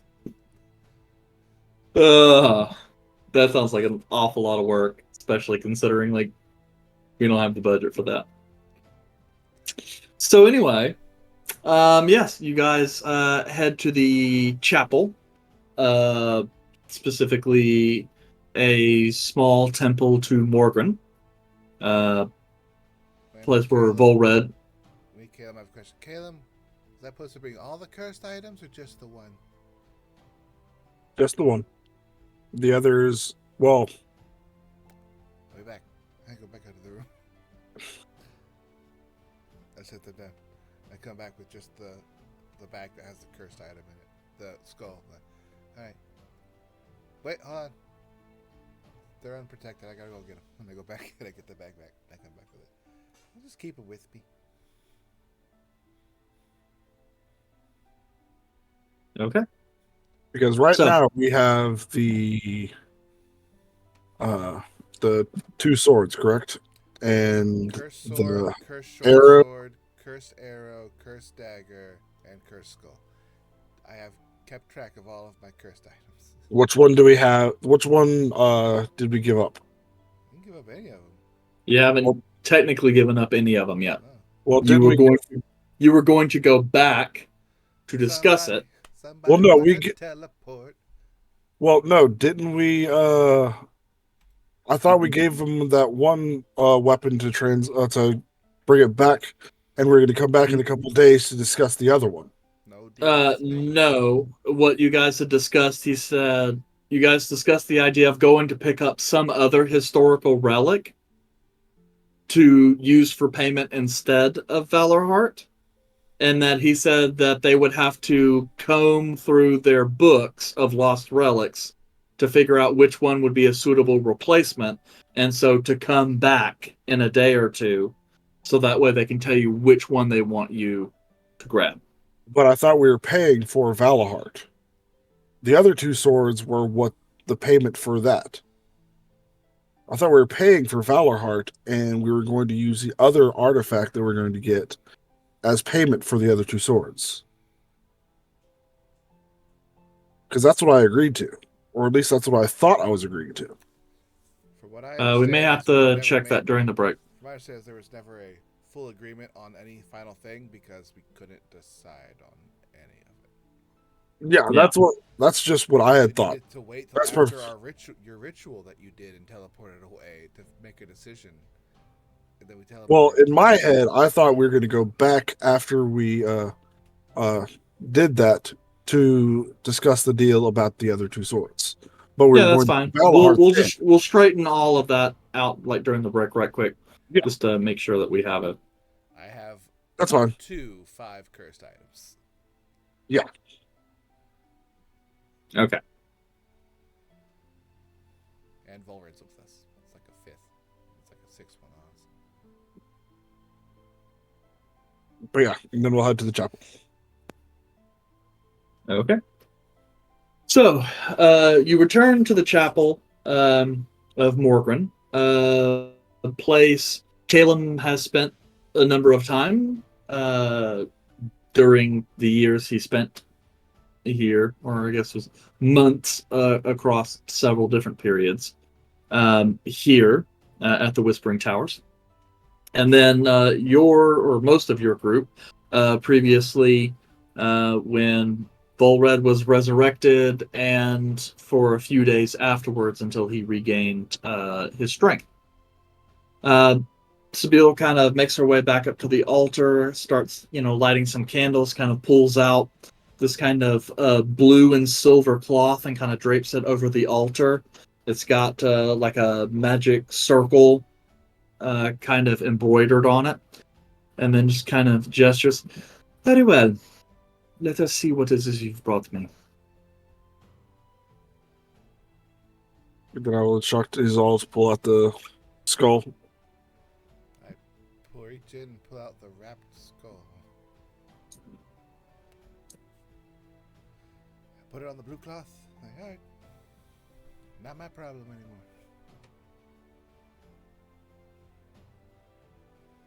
And we are in front of Lady Sybil at this point, right?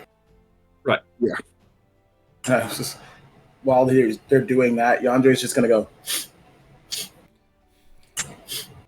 and then like leans over to Volred and just goes, and then like comes back and sniffs the air again. Yandere, do you need a tissue? No, her smell is all over you. Is she the one that brought you back? Yes. Huh. Is that also the same smell that Caleb technically has? I think so. What spell? Did Sybil stop you from dying at one point? Oh, that was Morgan. Oh, okay, so not that same spell. All right, got No. it. Although It would Sybil have the is a same- worshiper of Morgan. It would have the same essence, but not. Yeah, similar. Yeah, the same smell that would be around Caleb for the saving of his life would hang traces of it here in the chapel.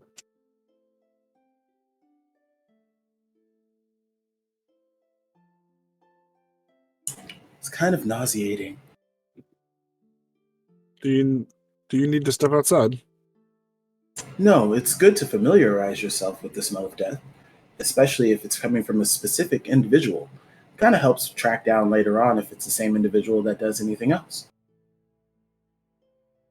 That's a good idea. Doesn't mean I have to enjoy it, but I do have to endure it. And I will introduce Miss Sybil. Here's Yandere, a new party member of mine. Yeah, kind of looks Yandere over. Yes, you were a little light on party members last time you came through here, yes? Hopefully this is one that you can keep around. I plan to stay around. Good. Kalen can be fragile. He uses some help, or could use some help. So, her eyes kind of turning over to the skull that Izal has now placed on the altar. My, this is a rather dangerous-looking artifact, isn't it? And she's just kind of moving around, looking at it. Well, this looks like one of the cursed skulls of the Nehru. You've been mixing yourself up with dark practitioners? Servants of the Black Gods? More like, go ahead, Red. I was going to say, well, we kind of stole this from the sorceress who killed me. Thank you again for that revitalization of my life. Well, it is, of course, my pleasure. After all, I just do as the goddess bids. Still, in this case, this would be definitely something we would want to keep out of people's hands. I suspect this one is the skull of the Scourge, one of the divine artifacts of the Dark God Oneru. And, well, as its name may imply, it is not the kind of thing that should be left out into the world.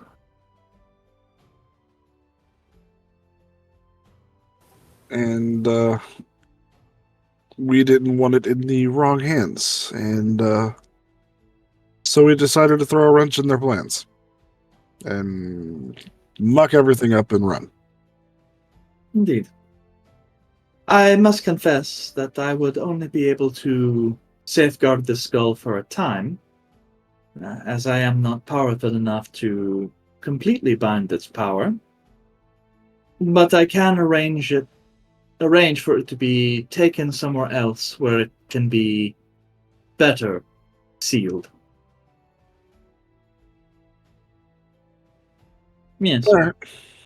So I suppose that is what we must do, at least in the short while.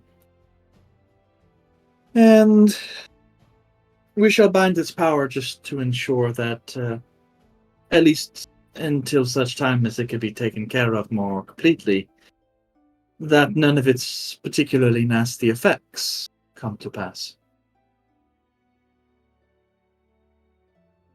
So, And how are we going to bind it? well, I have some small chain, netting made of silver, and some sacred wax, along with some sealing seals. In this case, we would pour some of the sacred wax, press the seals within them. That should lessen the power, and then wrap it in the silver netting, and then bury it in a box lined with the bones of someone sacred. Do you mind if I help you in this? Oh, of course not, darling. It's quite an easy thing to do, really.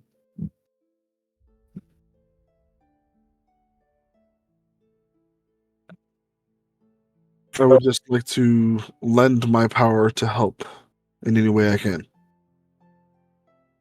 Very well. I suppose we should get started. After all, would not do to have any of this evil leach its way out into the children. What does this do, by the way? The skull of the Scourge is one of Oniru's sacred artifacts. It begins by creating a sort of negative energy flood, one that causes sickness and saps the energy of those around it. When that deficit eventually ends in the death of someone, then their souls are devoured by the skull and the bodies are raised as undead. Oh, so that's what was happening to that village. I don't know about the village precisely, but I can say that for each soul that the skull is able to absorb, its radius and the effectiveness of its curse increases. Is there any way of determining how many souls the skull has devoured? I could not know. Well, that would be beyond my skill. But there are some ways that some friends of mine might be able to tell.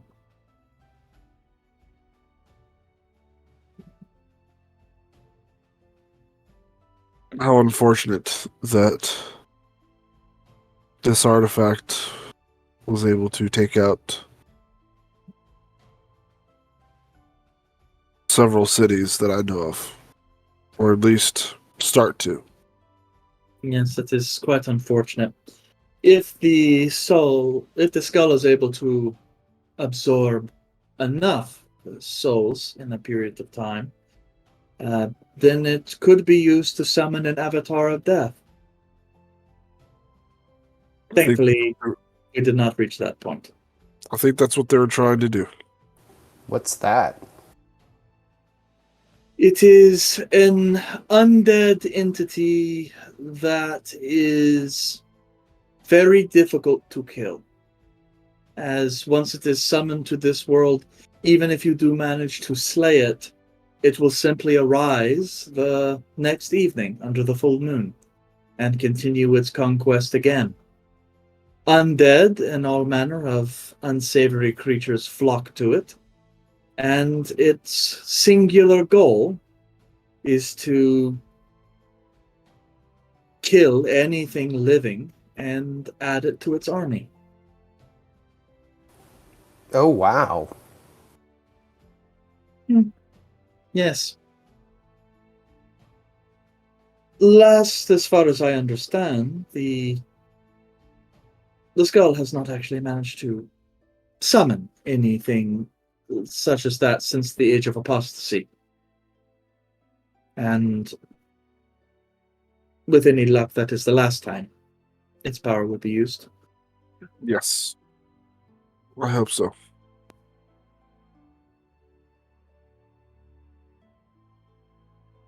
And I'll start getting everything ready. Okay. The ritual goes by relatively easily. As stated, it's about burning and melting sacred waxes onto the skull and then pressing these kind of seals into them at specific points and places and rotations. And then as that happens and more of the seals kind of go on, you see like the necromantic energy that seems to flare up in the runes, and the hands start to dim a little bit with each seal pressed, until finally kind of a fine, almost kind of looks like very finely wrought chainmail, but made of silver. Sheet kind of goes over the top of the skull and then is used to kind of round it up. And then it's bound in twine, and she places it in this kind of it's a wooden box that's got this kind of ox blood stained wood, and on the inside it has this kind of lead interior, but you can see it looks like fragments of bone have been pressed into the lead. And she kind of sets that down, locks it up, and then you see her cast a spell of arcane mark to seal it.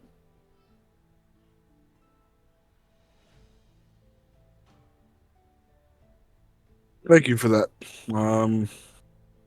This makes me feel much better, uh, in all honesty, knowing that this is in your hands.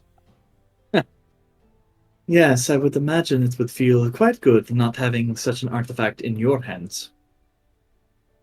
Now time to get rid of the others. Yeah. Caleb.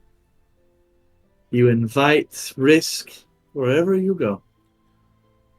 I take things out of the hands of the ones that would abuse their power, and I try to find a way to dispose of it safely. Bad enough, bad enough. Still, that didn't take so long. I suppose that is all you needed. And thankfully, we got it done before dusk, so Our Lady's power is beginning to reach its waxing phase. So, she will do well to keep it guarded when we cannot in the evening. Yes. Will you be departing, or you are going to at least stay for the evening, yes? Yes, we'll be staying for the evening. I did have another question for you. As I was talking to Aromakai, he said that you were aware of a teleportation circle near here. I was wondering if I would be able to find that and gain access to it. So next time I don't have to rely on a god's power to teleport me here. I see. Not just the Lady Morgraine anymore, it seems. You've begun to converse and commune with other gods. I suppose they must be vying for your favor. Be careful, though. The Lady Morgraine is a jealous being. One should not forget to spend some time and give some attention to her. After all, she has blessed you quite greatly already. But yes, there is a teleportation circle, or there was. I know there was one once. Um, to the west of here, maybe about a mile or so, place you know, the Pega Abbey ruins, where you and some of the other children used to play when you were young and studying here. Yeah. There is a sanctum beneath the abbey. That was a communal chamber where many rituals and communications with divine entities were performed. My understanding is that there was a teleportation symbol there. But I have not seen it, I have only heard it so. And I could not tell you where the sanctum is or how to open it. But you are free, of course, to give it a look. I will most definitely do that. I appreciate that. If you do manage to find it, I would appreciate you letting me know, as access to a teleportation circle so closely would be of great benefit. Most As definitely. you are aware. I am definitely aware. This gaining access to this particular level of magic has been a great boon. That's for sure. Indeed. I suppose it must also be nice being able to travel from to home from time to time now. Yes, I'm just glad I actually took that time seriously to memorize it when I was younger. Otherwise, I would have had to travel all the way back there. Indeed. Especially considering Elden Voss is not really known to share those sigils.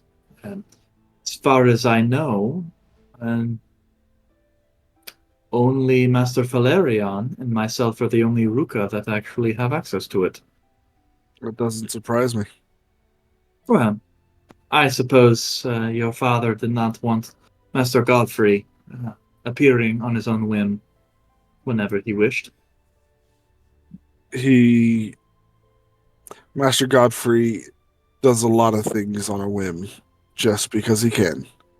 And I'm sure if he knew any of the other Ruka's teleportation circles, they would all greatly regret it. Yes.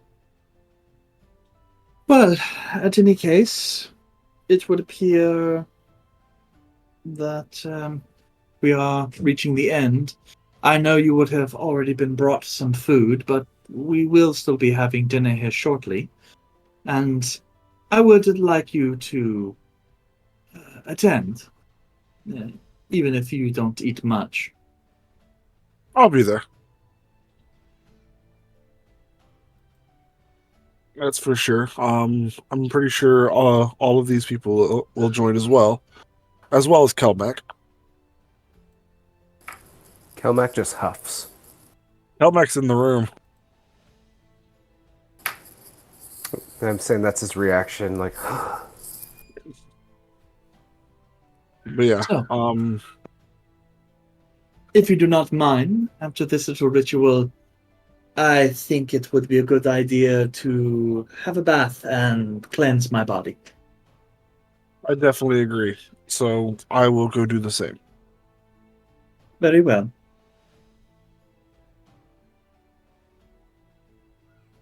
I'm just gonna go. Then I will depart.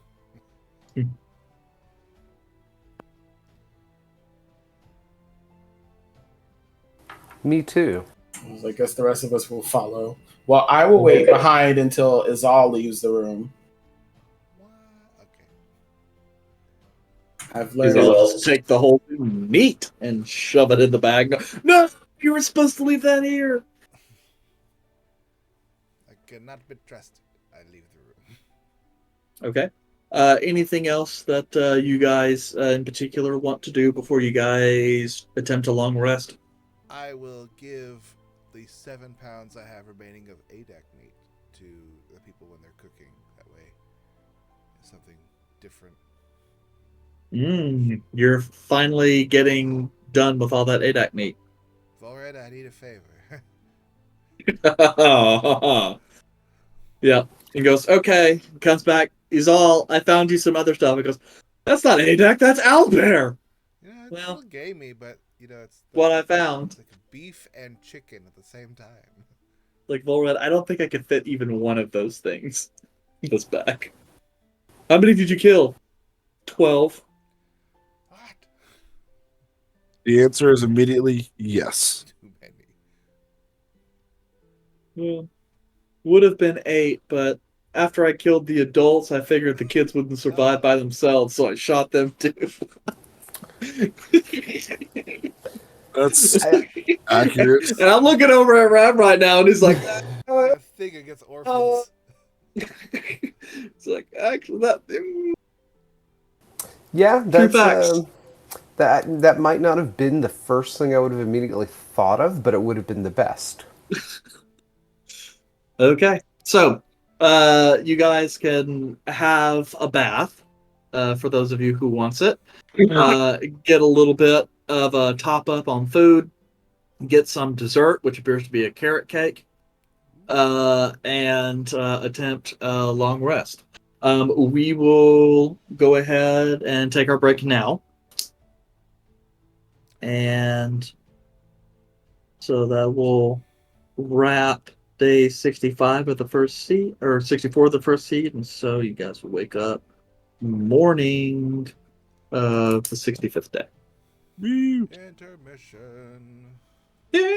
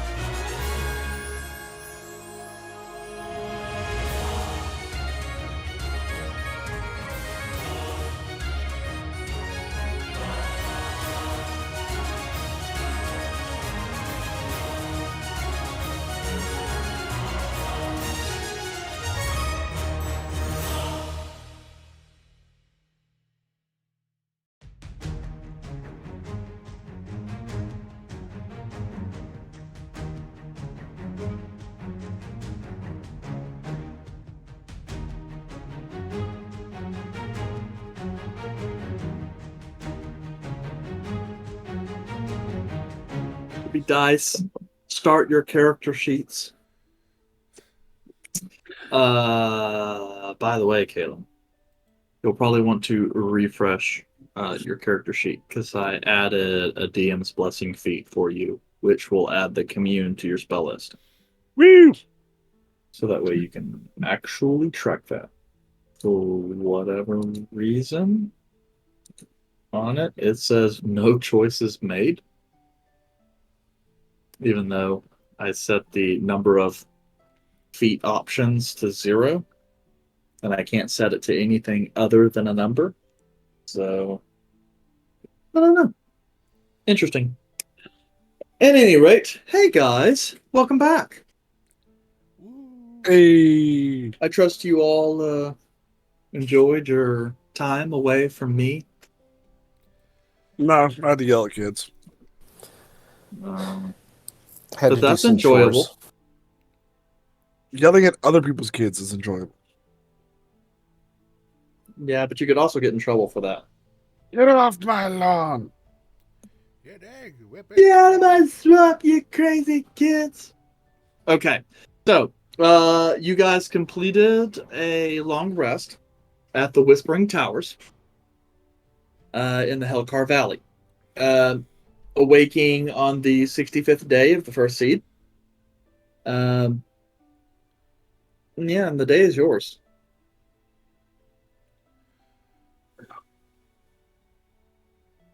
Well, what's next on the agenda? I'm asking the people in my room right now, because he's all is not in the room right now. Well, this was the stop that we needed to make before we headed back. Is that not correct? Yes, but I didn't know if there was anything else that you guys wanted to do while we were out. What are we even doing once we head back? Well, I would personally like to head to that teleportation circle location on the way out to try and gain access to that.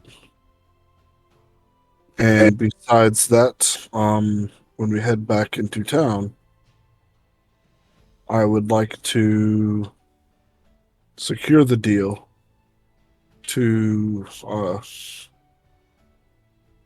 have that individual forge those other 2 swords for us. And then where do we go to? I believe stopping this ritual was some like a task that we were given as well. Who do we turn that back into? That would be the guild, correct? Yes. The Adventurers Guild. Okay, so it sounds like the immediate needs are to find the ritual place, go back to town, and turn in the quest and secure your payment for your weapon. Yes. I'm sure Azal has other things that are probably listed, but at least we could. Sounds like a good idea at first.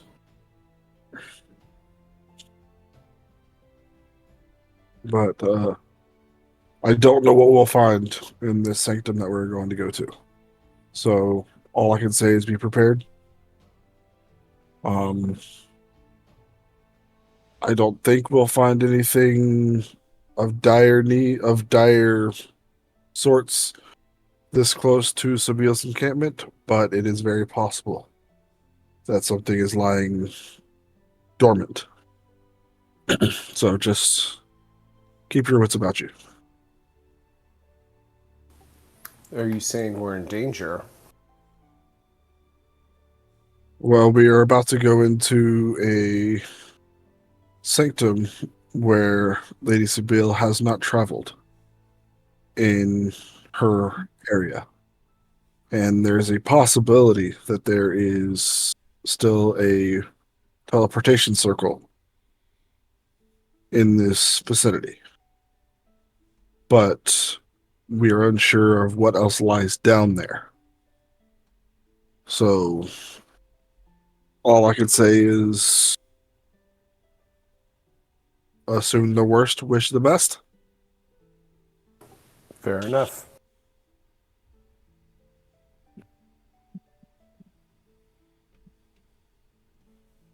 And then I'll head down to get food before we head out, though.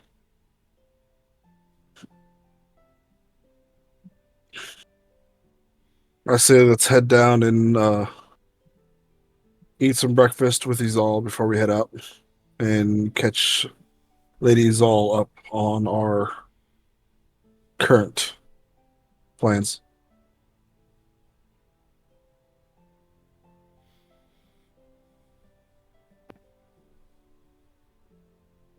Okay. I mean, you guys meet with Izal over breakfast. Let her know what the plan is. You have an opportunity to veto or derail. Sounds like a plan.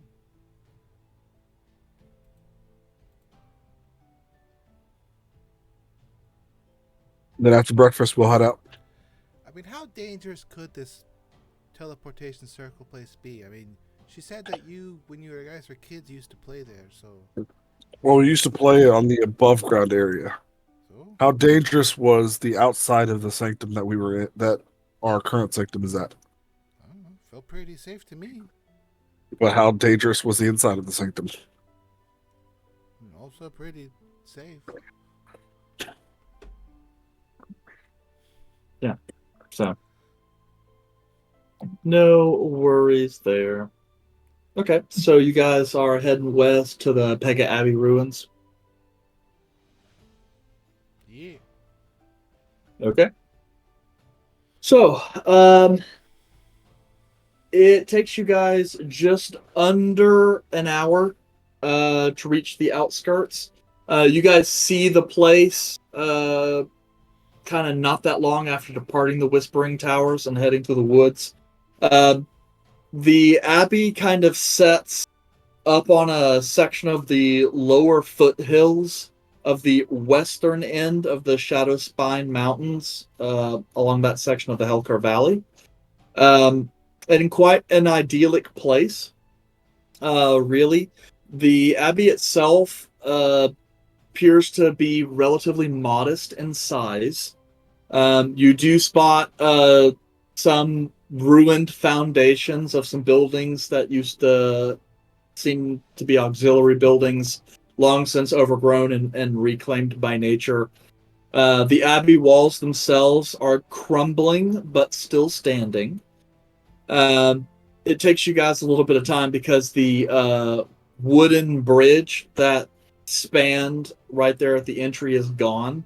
So a little bit of climbing or creative engineering or magic work is necessary to get you guys over there. But without too much effort, you manage to arrive. The abbey itself is dominated by a chapel, then kind of a public house, almost kind of like a singular place where everyone in the abbey would have slept.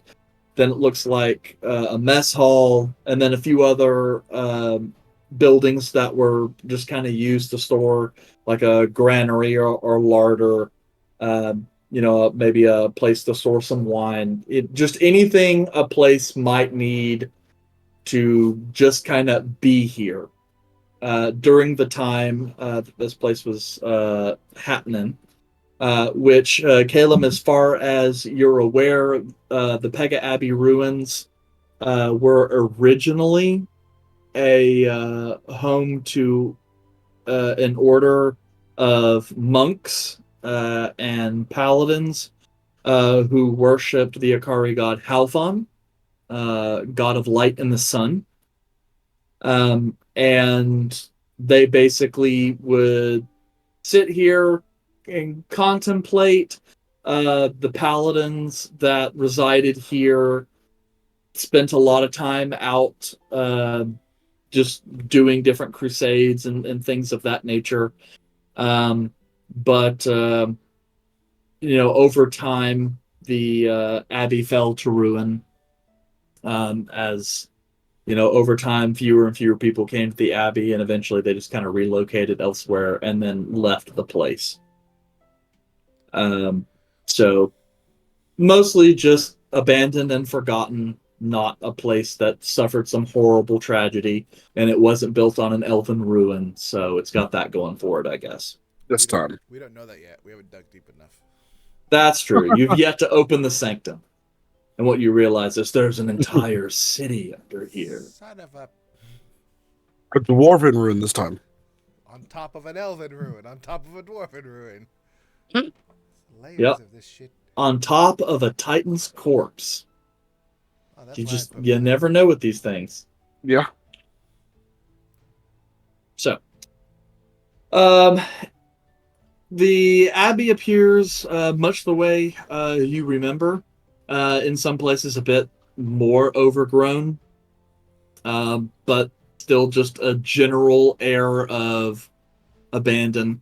The roofs in the buildings have long since been destroyed. The wooden support beams and floors have long since rotted away and turned to nothing. So very little remains of anything other than the stone exteriors and a little bit of the chapel, since it had a slate roof that seems to have ish survived over the times. But I mean, that's pretty much it. Nothing out of the ordinary. All right, I'll try and investigate to see if I can see a way down into this actual sanctum, or a way down into the underbelly of the town. Or Okay, of so you the guys are area. just gonna take some time to Yeah. investigate and search the whole place. And Okay. see what I can find besides that as well. If they left anything.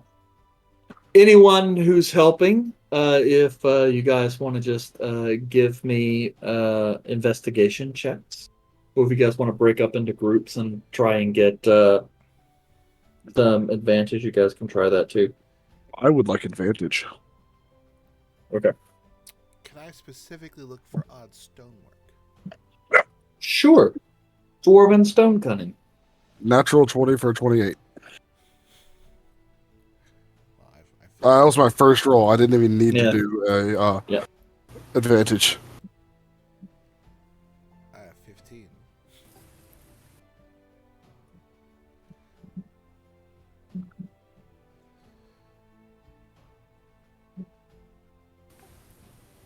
What is being rolled? This Investigation. thing could be made out of wood. By 15 means nothing. Yes. I have identified that this is not stone. Excellent.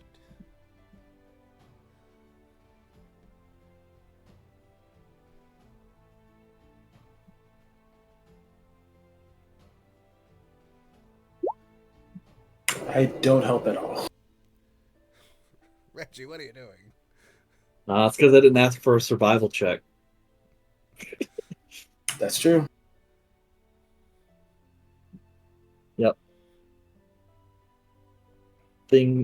Everything looks too same here. Andre's like, this place is boring. None of these plants can kill you. Well, that one can. Yeah, and I'm sorry, what did you get, Full Red? Oh, I didn't roll. Oh, okay. That's why I was thinking maybe I missed it. 19. Dang, so you guys mostly did pretty good. Okay. So, taking some time to just look around, the layout and architecture of this place really is not that complicated. You do find some underground rooms in complexes that are used, or at least you assume were used for additional storage, perhaps a root cellar. One place looks like at one point in time it stored ale and beer and such. But the casks, have long since mostly disintegrated, and you only get the only evidence being like little pieces of metal, like files, that are just kind of on the floor and heavily rusted out. And then some broken glass and such that would have once been wine bottles. The most interesting place found by Izal mostly is in the Undercroft beneath the chapel. The Undercroft is home to a variety of rooms. in one among which includes a crypt. But in one of the main audience chambers, there is a small, even smaller chapel that seems to be used for specifically for the priest or monks here to engage in perhaps some private prayer or something of that nature. There you find an altar that depicts a strong and handsome man with golden hair and eyes. Um, in one hand, he carries a burning torch, and he wears these kind of flowing robes. And what marks that off is the stone here is different than the surrounding stone. While most of this place is kind of quarried off from the local mountainside, this section of the altar appears to be made of a lighter kind of white stone. Caleb could tell you that this is a specific kind of stone that is very prominent near Isgarth, kind of to the western, or more southwestern section of the archipelago. But so this section would have had to have been created somewhere else and then brought here, or brought here and brought out master stonemasons or something like that to kind of build it in place. Caleb, Yes. found some of that southwest stone you were talking about before. Ooh. I'll go over there and look. Who's the golden-haired dude?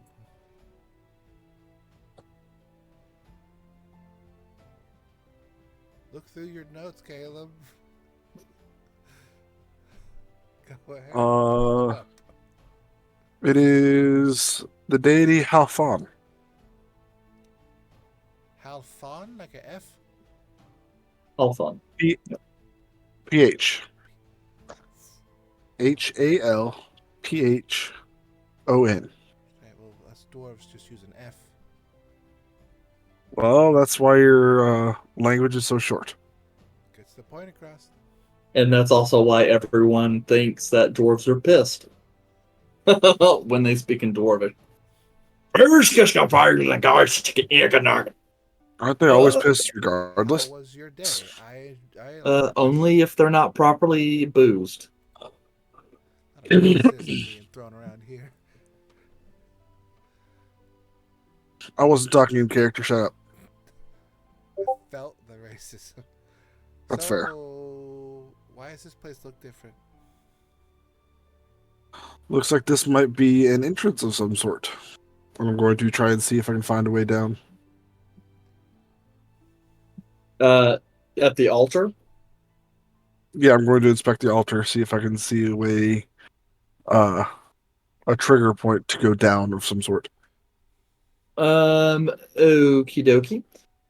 Kind of taking a look at it and spending some time with Yuzal to kind of see some of how exactly it was constructed. You can see. Actually, give me a religion check. Haha, something I'm good at. Could I also make one? Sure. Let's see what you get. Check out my Oh, above nice. average religion. 19. I got an 18. I am a studious individual.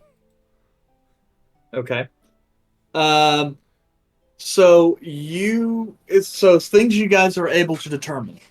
This piece of the altar does somewhat look like it was crafted in multiple pieces, and doesn't look like it's been affixed to the wall permanently. But you don't see any immediately obvious way to open it. One thing you notice, Caleb, is that altar and its beautiful mosaic of gold tile is the depiction of a sun, one of Halfon's symbols.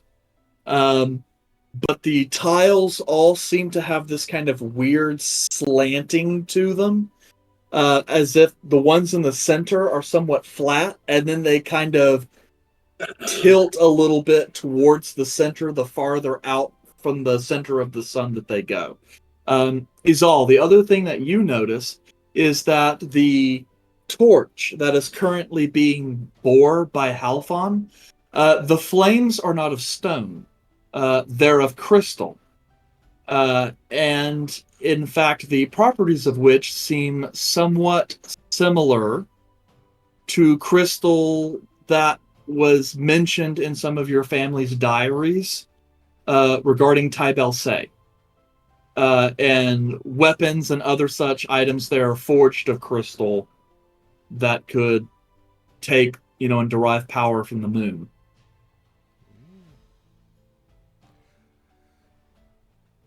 I wonder if this is only accessible between certain times.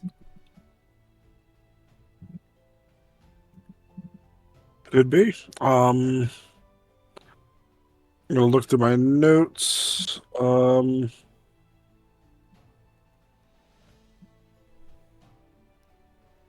What type of day? What time of day is it? I know it's morning. Yeah, it took you guys barely an hour to get out here. And we'll say a half hour or so to search the area, because there really isn't much to it.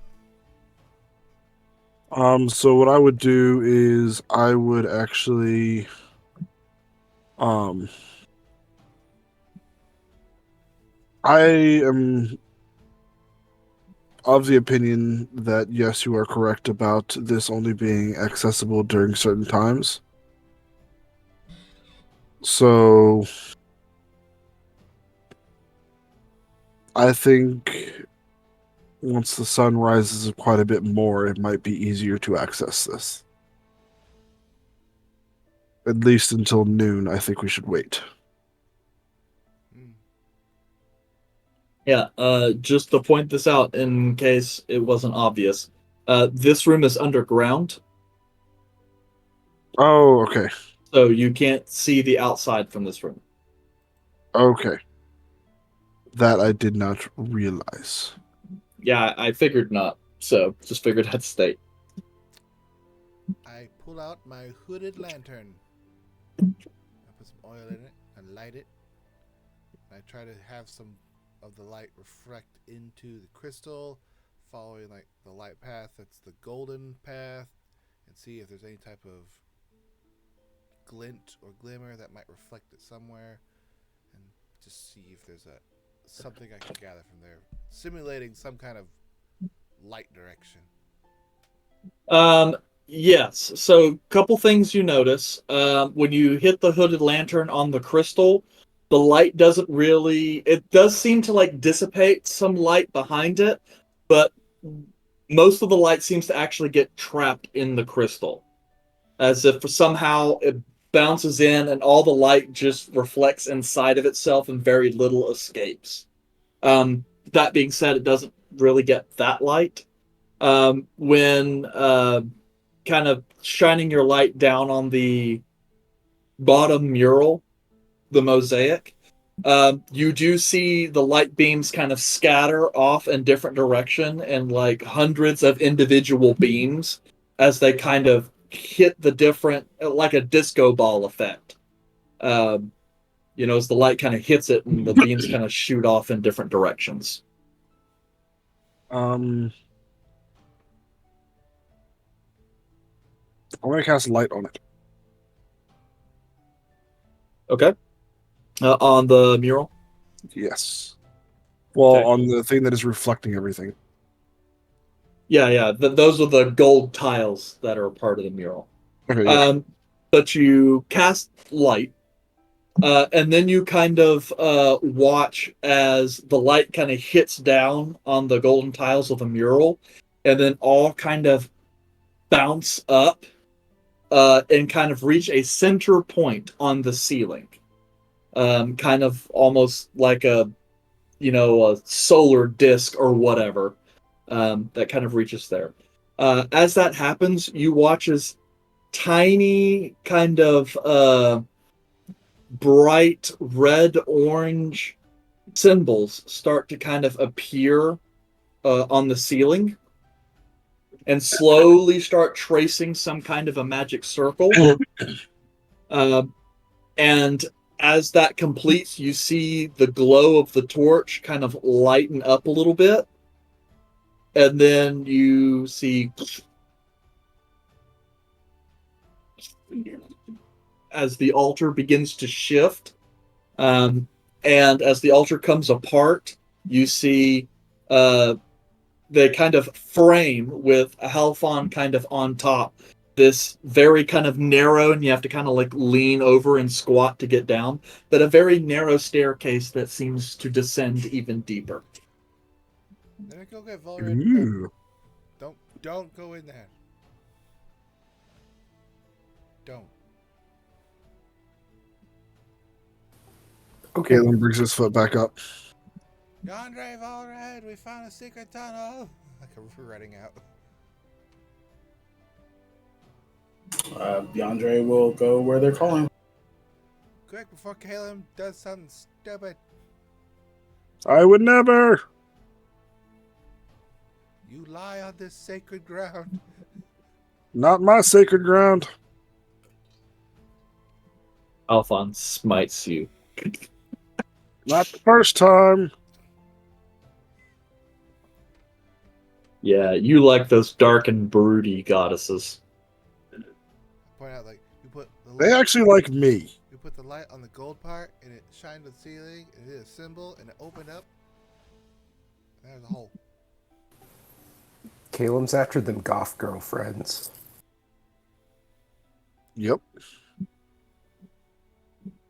I thought he was a gardener.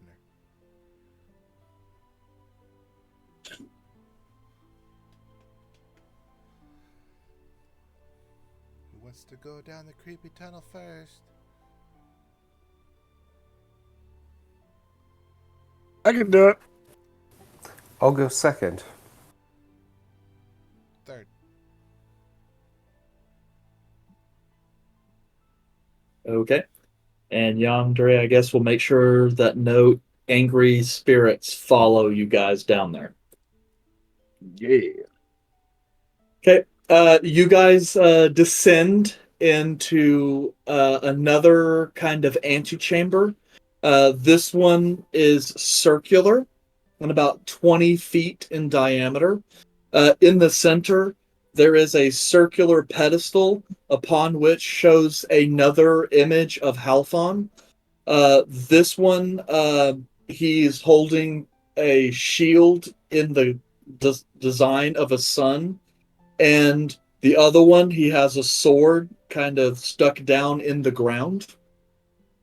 And he stands kind of in kind of like a light armor, just kind of sitting there looking stoic AF.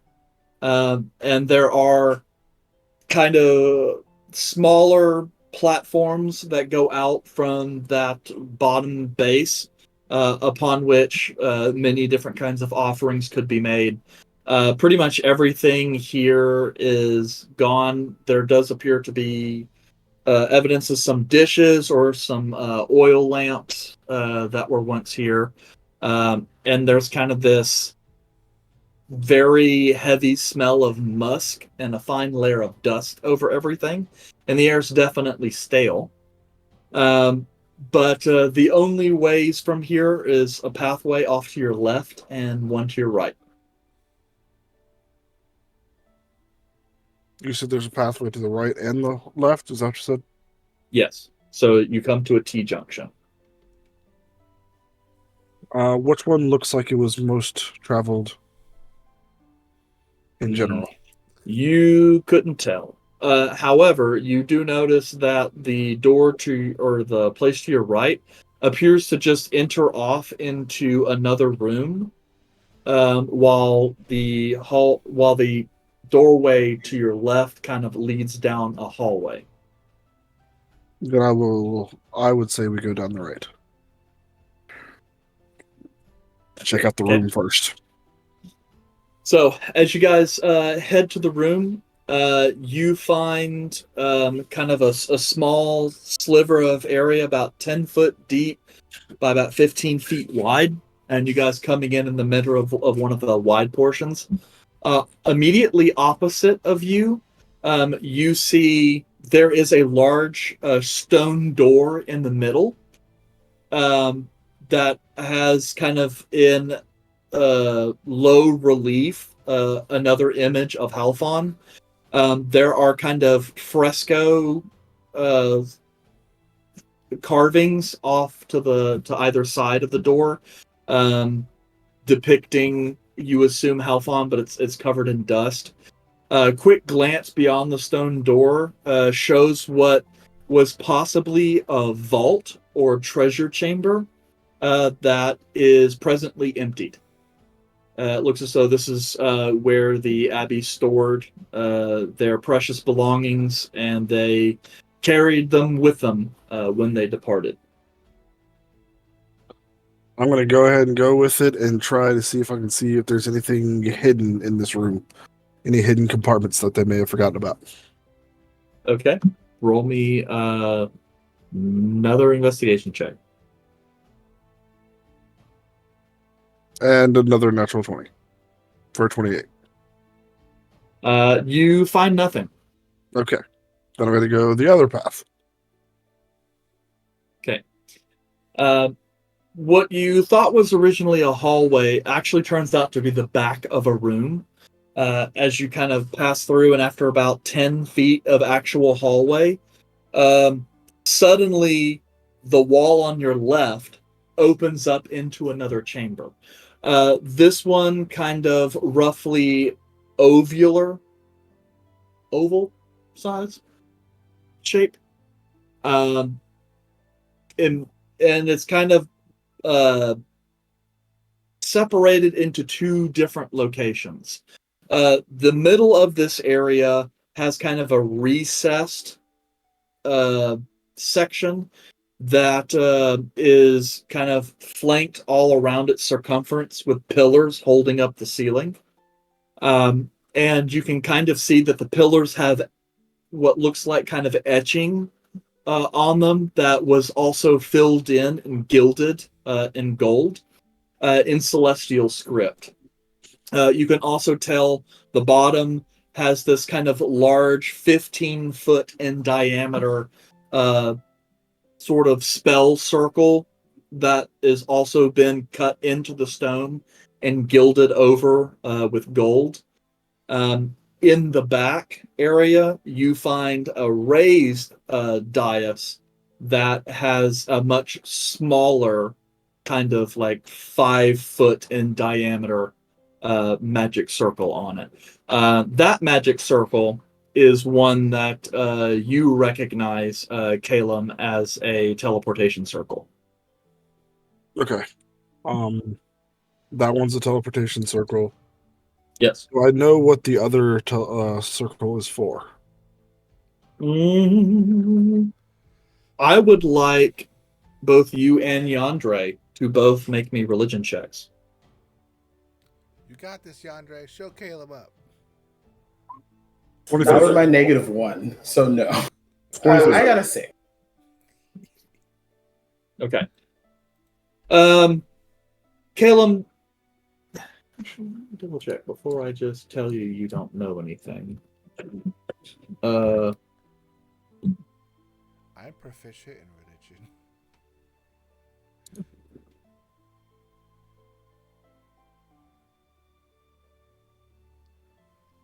Okay. Yes. Actually, yes. This is a spell that you do recognize because it's on your spell list, and it is of a level you can cast, so to speak. This appears to be a permanent magic circle of planar binding, as far as you can tell. And basically, what it does is it summons and binds creatures that are celestial, elemental, fey, or fiend. Interesting.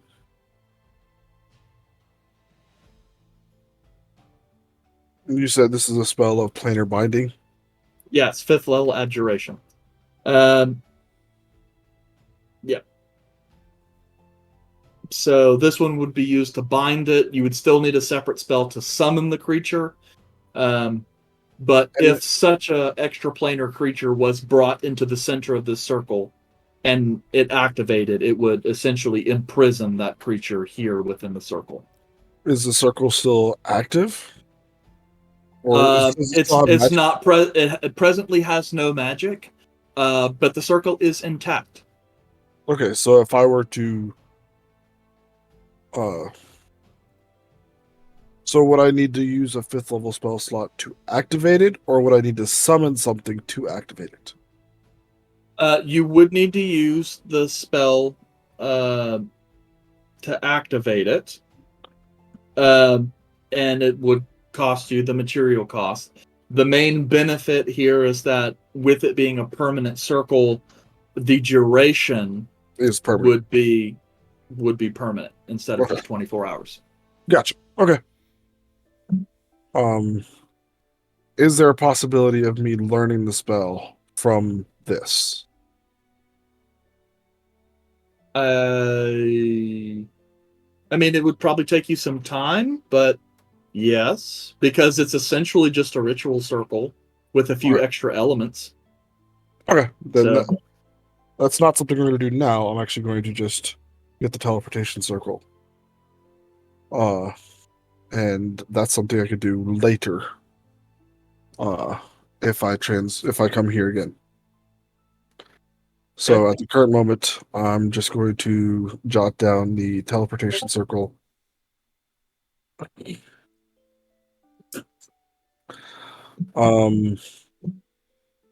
If I were to write out the circle on a piece of paper, would I be able to give it to Mistress Sabine, or would I just tell her how to get down here, and she would do it? the symbols are pretty much the same. Like the core thing is there. The difference lies with the symbol in the middle and then the symbols that lie on the outside. So you don't need to write down the whole circle. You just need to write down the specific symbols that are unique. Their street address, their zip code, Okay, and then I the will city. write those down, and then we'll head to Mistress Sabine to let her know. We'll give her the location of this. Okay. And we'll head back there really quick. Okay. Does this thing close Yep. up after a certain amount of time, or is it open? It's open until it gets destroyed. How'd they close it? You don't, or you have a particular spell, such as Sanctum, that you can prevent other people from teleporting into your uh, sphere of influence without your permission. There's that little torch gem of like basically moon crystal. Is it still glowing? Yep. Does it look like it's any brighter or any dimmer? It's dimmer. Caleb, And you can watch it kind of slowly fade. Caleb, I think this is just a timer.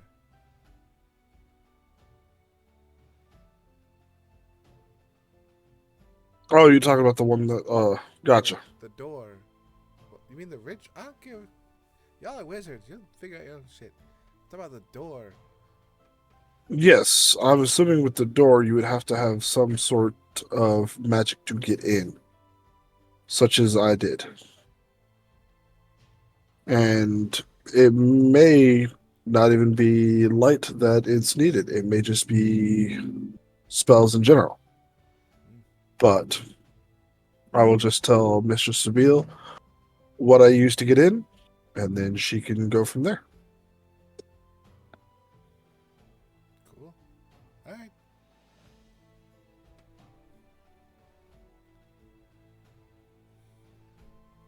walking Yeah. back. Why do you think they made a planar binding circle? I don't know. Really depends on what they wanted to do. And it was right on top of a magical teleportation circle. Yeah. Caleb, you would know that Halfon is also commonly enlisted in purification rituals, specifically against otherworldly entities, undead and demons and the like.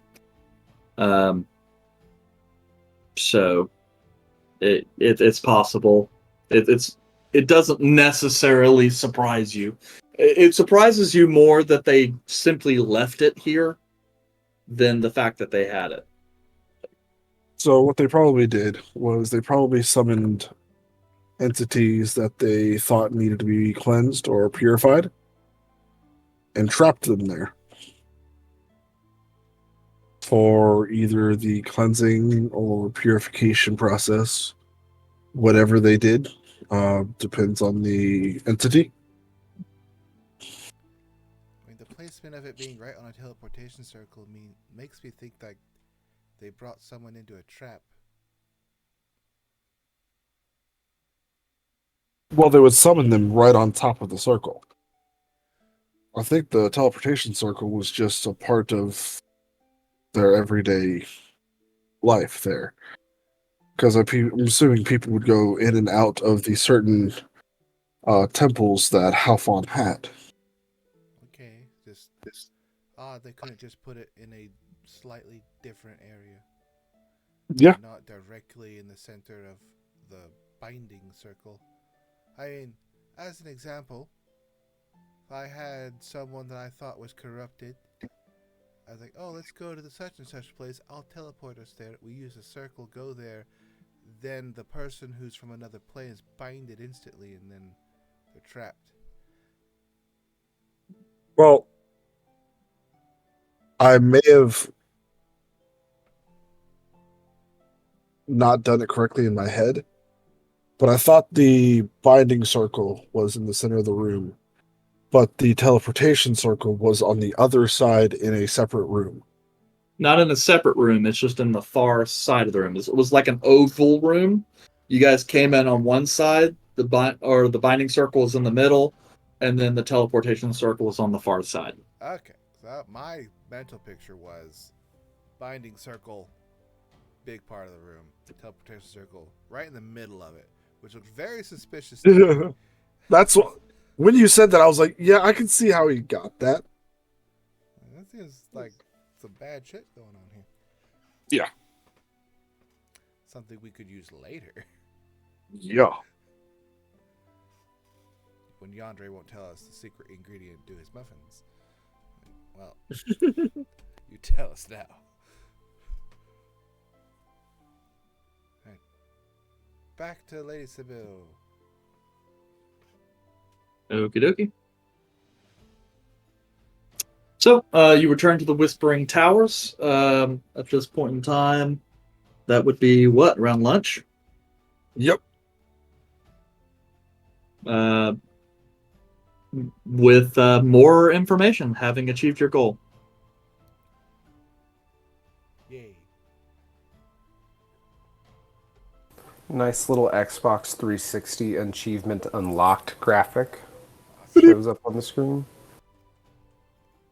Man, we're only 23% complete. Damn.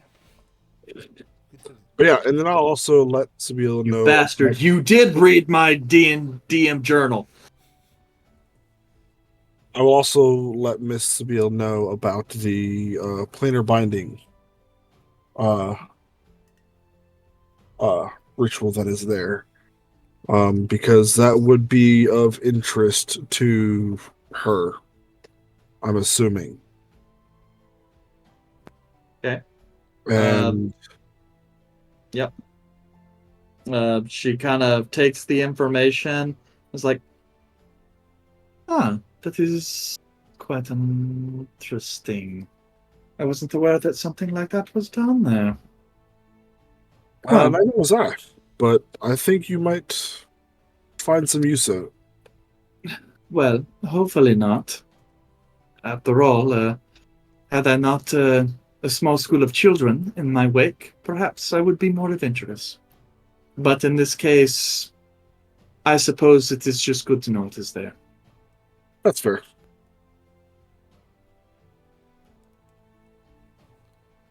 But yes, and I also give her the instructions on how to get in. And with the planar binding there, I don't recommend letting anybody else go inside. Because stupid kids get stupid ideas. Yes, but hopefully they don't have to do anything like that. I haven't had to scold them for entering the Undercroft yet, and disturbing the dead. They know better than to attempt such a thing here. Yeah. But I think we're going to have lunch and then we're going to head out. We have some distance to travel.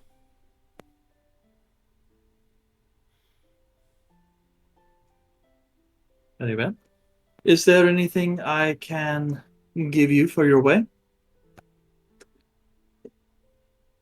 I think we're good.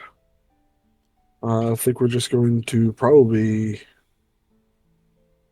teleport out right after our lunch is over. DM, correct me if I'm wrong, but the Sanctum is closer to where we're going than where we're at now, correct? Avidin. Where are you going? Avidin. Yes. Okay. It's a 2-day travel. Okay. Or really a day and a half, but yeah, it's about that. The Sanctum is from Avidin. I have a question. Yes. Not for you, Caleb. Lady And what is it I can do for you, darling? You have a lot of orphans and stuff around here. Do you have, like, children?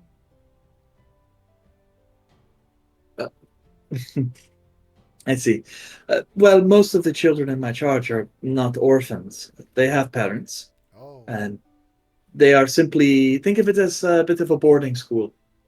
It's mostly because they need help with their magic, and the Lyceum is unwilling to provide that. And so I do.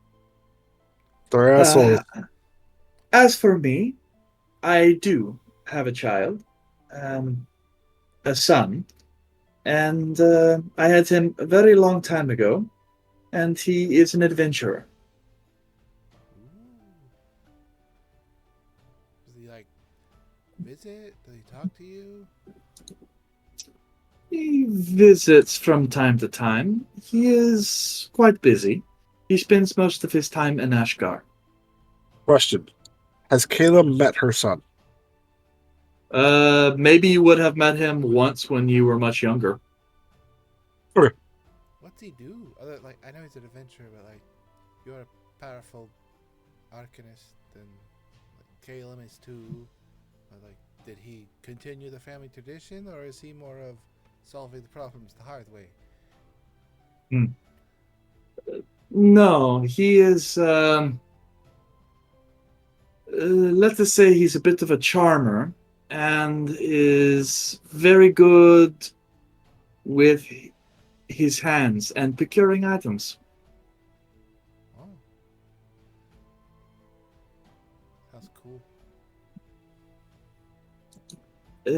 Well, it is charming to a point, but there is only so much you're willing to put up with it before it loses its charm. I mean, we travel around a lot. Could you tell us his name? Oh, yes, his name is Abasi. Ooh, nice name.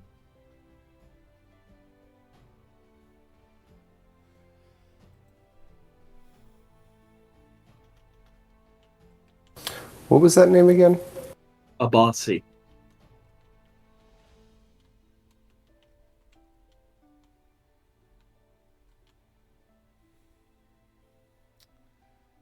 said, is Lady Sibyl's elven or half elf?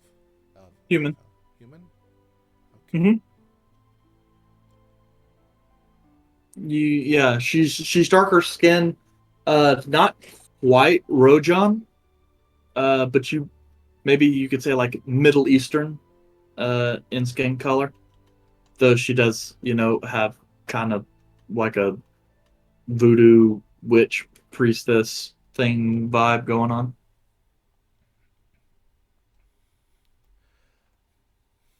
Okay. I'm just curious because you got all the kids around and Nah, it is fine. But when you reach my age, you slow things down a bit.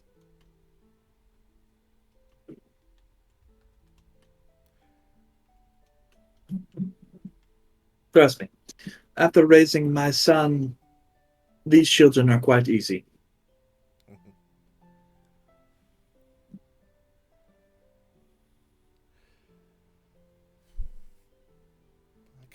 I got nothing else. We gotta probably go collect more cursed things for you. For us. I don't want to be known to collect cursed things, but it's getting to be a Hey, there are probably plenty of people in this world uh, for whom that is a real market. The It's a niche. The cursed caravan of traveling adventurers. So after lunch, I would probably take them outside of her area. And shoot And them. no, I would probably die if I tried to shoot Like, any of these people. and then what? Like cry Yeah. a little? You should be like, boom! And Paul would be like, huh. Is that all you got? And Yeah. So I would probably at that point I would teleportation circle to the sanctum.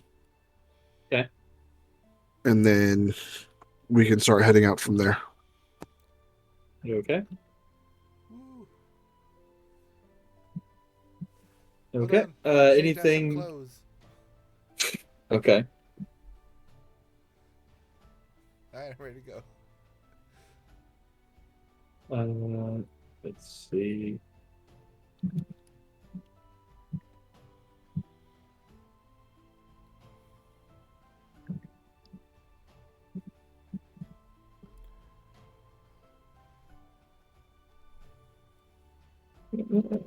Okay.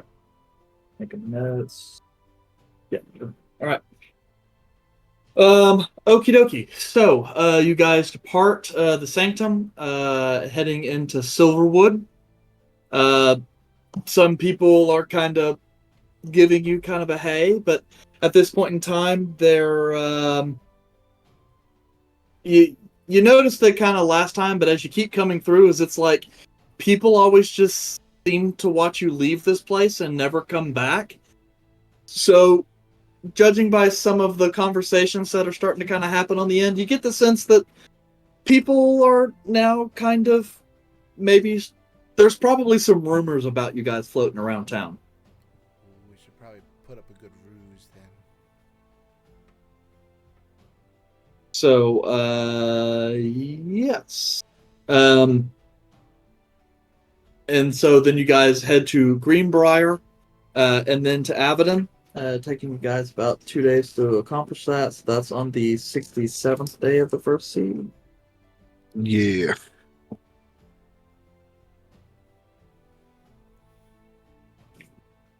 Um,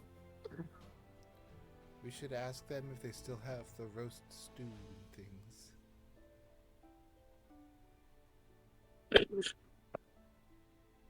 you guys gonna go And turn in our to key. the inn? I don't want to go back to that inn. They're going to be Gotta asking y'all to replace the chairs. go. The sheer embarrassment of what happened will deter me. Okay. Okay. I will take our key and just kind of go in briefly and just kind of drop it off. Okay. Like kind of, and then Uh, like, quickly leave. You guys are kind of they coming up. They briefly tried to stop you. Um, and kind of ask some questions. They seem genuinely surprised to see you. Are you gonna stop at all? Busy, got world saving things. Bye. We gotta Okay. go, guys. Did you pay for another day? Because you took the key for another day. No, I didn't. You took it with your stupid decision. It was a great decision. It hurried things along. You could have You could have waited. Volrid goes in and Waited- pays. If we had waited another day, it's another day that we could have gotten ambushed by that bitch. I don't want my reputation to be on the line, okay? I've Yeah. been bad for so That's long. fine. Yeah, she doesn't take the money. She's like, "Oh no, it's fine. It's just when you suddenly disappeared and didn't come back, we didn't know what to do. We filed a missing persons report with the guard. Oh shit. We'll just have to let them know that that you're fine, you're okay. But just know it might come up. Thank you. And please feel free to come back anytime." Thank you. I'm gonna get that boar. Not right now. Okay.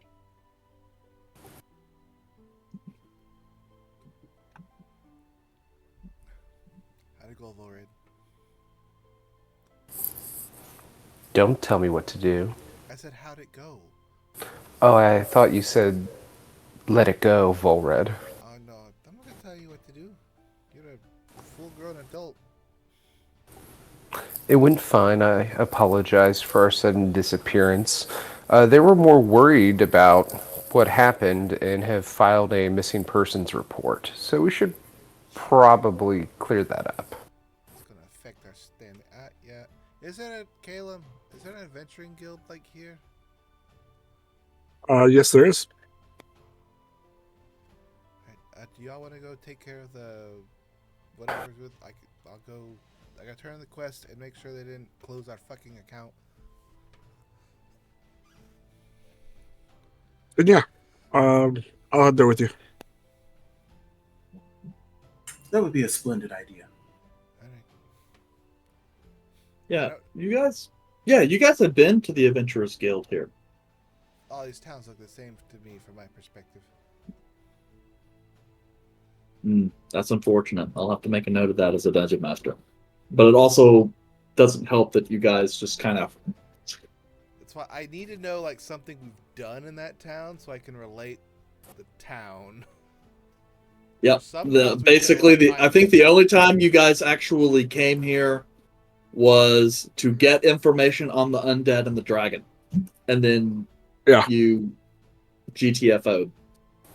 Sounds per usual. And you technically did come here off stream to report that the dragon had been slain.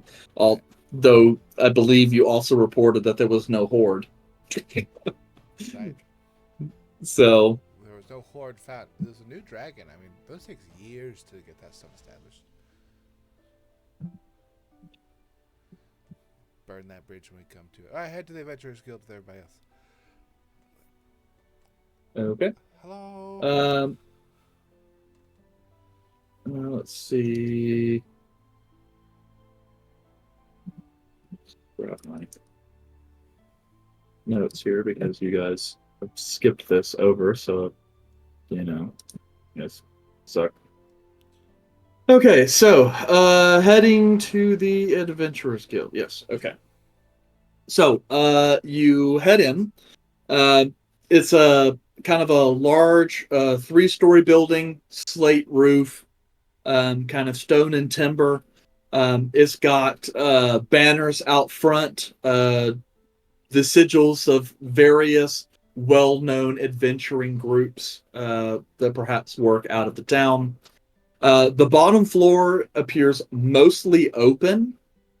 It's kind of like open on two sides, so that way you can just kind of walk in and out. And most of the business is kind of handled by clerks that are kind of exposed to the open air. And then all the guild services are actually in the upper floors of the building itself. But you head to the clerk. This one is kind of a halfling woman with brown hair that's in a little bit of a bob cut, and she wears like these big hoop earrings, kind of Edna Mode style, but with brown hair instead of black. And she's just kind of adjusting her glasses. Ah, hello, friend. What can I do for you? Just had to clear up a few things. We were in town a few days ago. The inn we were in, we had a spontaneous teleportation incident. Doesn't happen all the time. They might have filed a missing persons report that might have made its way to here.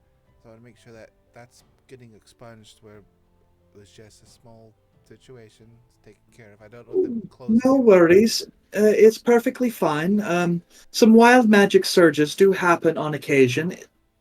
Every sorcerer has a problem, performance-wise, every once in a while. Caleb, it happens So, to the best of us. You don't have to worry about anything. don't worry about it. I'll go ahead and I'll let the guard know, and then we'll get that handled. But I'm glad to know that you guys are safe. Was there anything else I could do for you? We did just finish up one of the quests we had on our log for it. There was a report of some undead to the east. It was easy. Yes, an Alder's Mill. Yes, we found the source of it. It was a whole cult hullabaloo going on in the mountains. Past that, take care of the artifact situation. Curse dispelled. It was an issue that was just creeping into this area. We got rid of the whole situation, though. Oh dear. Cursed object, undead. Very well. Did you happen to procure the cursed object for turning in, or? For safety reasons, we had to dispose of it in a safe area, as it was a time-sensitive manner. If left in an only area, it would have infected anything in the area, so we can't really take it out, and it would not have been safe. But we had... Understood. Did input. you at least get a receipt from the quest holder stating that the job had been fulfilled? No, we gotta go there. Forgot that step. We were doing a lot of teleporting, hence the teleporting thing. We'll take care of that, and we won't close this out until we get that information for it. It's fine. That would be of great help. We have some messengers that are heading out that way soon, probably tomorrow or the day after. We can have them stop by to just get an update on the quest. If we manage to get that update and everything clears before you're able to handle it, then that's fine. We'll send something along to your guild liaison to let you know that that's been handled. Mondrazath, he's Dragonborn, right? That's the one we have. I'll fill out the documents, get a full report turned in just a little while. That way, if we need to cross-reference any information, we'll get that turned in. No, that is perfectly fine. Go ahead and just make a note of that, and we'll get it taken care of. Just please, next time, keep that in mind before you come and turning in the quest. Really helps us out a lot. I understand. Just a lot of... the teleportation is very handy, but it does have an issue with logistics. Yes, I imagine so. Not really skilled in the arcane arts myself, or divine arts. I am very good with the ink arts, though. Proficient in calligraphy is very important. Yes, helps out with all the paperwork. I'll get that report turned in shortly. Thank you for clearing up the whole missing persons thing. Of course, of course. Well, did you want to wait until that quest clears before you take a look at some other ones, or, um, or are you just going to spend some time with your liaison? I'm gonna message them. Let them know. See if we can get an update from them. We got a few things to do in town before we decide what we're doing anyway. Oh, very well. That works fine. Your liaison will be able to put in quest requests on your behalf as well, so that'll be fine. All right. Thank you so much. And then I leave. I turn around and I leave. I will follow.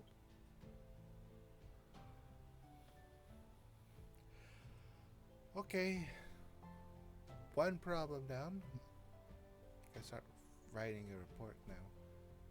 Yeah? It's teleporting. But this is no problem. Where we going? Are we doing the sword thingy first, or? I figured we can go by there and see if they figured out another item that we can go and take a look at. Alright, while we're walking, I'm gonna be writing stuff.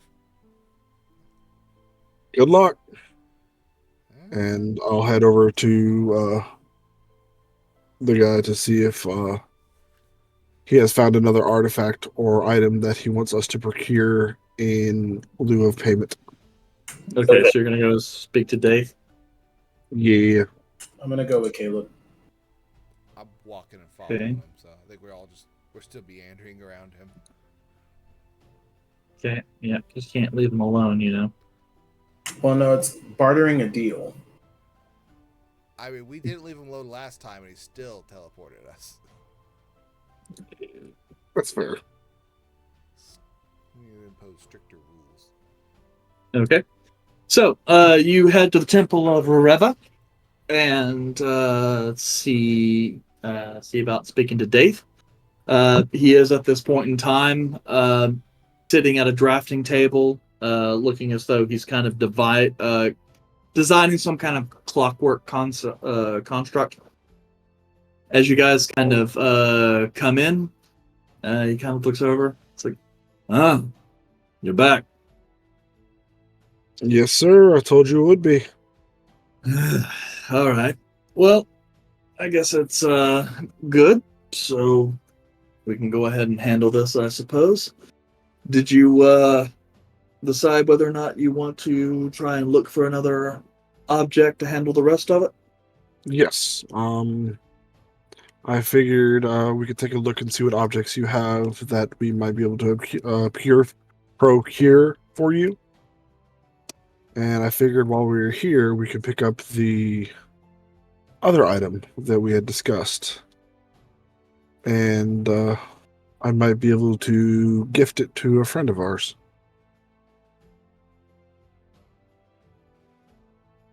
All right. Yeah, makes sense. So we, of course, got the weapon purified. Um, even Much though I'm appreciated. fairly certain I know the outcome to this, I just have to say the local historical society has asked me to impress upon you again the importance of this artifact and let you know that they have offered you 15,000 gold pieces uh, in order to relieve you of it if you are so inclined. Only 15,000? Oh, I'm sorry. This isn't my deal.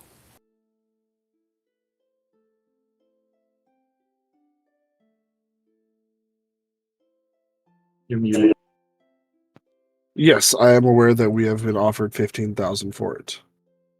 But I would really like to keep that item and in return try and procure another item for you of equal or around the same value. Understood. I figured that's how it would go. So, just obviously I had to try, right? I understand. All right. And so he kind of gestures, one moment. and then departs. Comes back about 10 minutes later, kind of like followed by some dude in orange robes, the symbol of actual priest, who just kind of follows him up to the edge of the workshop, and then after kind of seeing you guys, just kind of turns around and walks off. Dave just continues setting a large bundle of cloth down on the table near you guys and starts unwrapping it. There, what was once the dark steel blade attached to a snarling lion lies a beautiful kind of glistening, almost silver colored blade with the kind of stoic, closed jaw of a lion still present. The like glowing red eyes are replaced now with something like topaz, and just kind of gives you a sense of kind of regal bearing. But yes, the longsword Valor Heart kind of lays there before you. I will pick it up. Okay. And hold on to it and put it into my inventory. Yeah, you kind of pick it up. It feels a little heavy for a longsword. But hey, Dave kind of sits there and gestures. You might want to wrap that up if you're gonna have it somewhere where it's visible, as a weapon like that will attract a lot of attention. Then I will wrap it up in the bundle of cloth that he gave me. Is it in the inventory? No, Okay. I'll have to add it to the list of things to add. Okay. Then I will put it in the not extras, in the other possessions. Actually, just he's coming back next week, right? No. Or is Maybe. he gone for another week? Just add a longsword and rename it. For now, Yeah, I can do guess. Well, I feel like we should probably have a discussion if he actually wants it. I thought he was going to be back this week, so we could have that discussion. But He said it was going to be out for 3 weeks. okay, so next I don't week is remember. tentative. But so let's have a discussion in our Discord and see if that's even an option, because we might go a different route if he says otherwise. I could use 2 weapons at a time. So. You already are getting a full Dante out of this. We could all use that 15K. That's true. That's a Yeah. lot of money. I spent a lot of money on weapons for other people. It's not a lot of money. Oh, shut up, you rich bastard. Hey, rich boy. I mean, it's really not a lot for us either at this point. You're not wrong. So, longsword, What a cool weapon. customize, name, Valor Heart. There we go. So I have it for now. And we'll discuss more later with him after you get the stats at the end and see if he even wants it. Mhm. Uh, I imagine he will want it because, like, temporary hit points at the start of a turn is nothing to sneeze at. yeah. At every turn that he gets damaged. Anyways.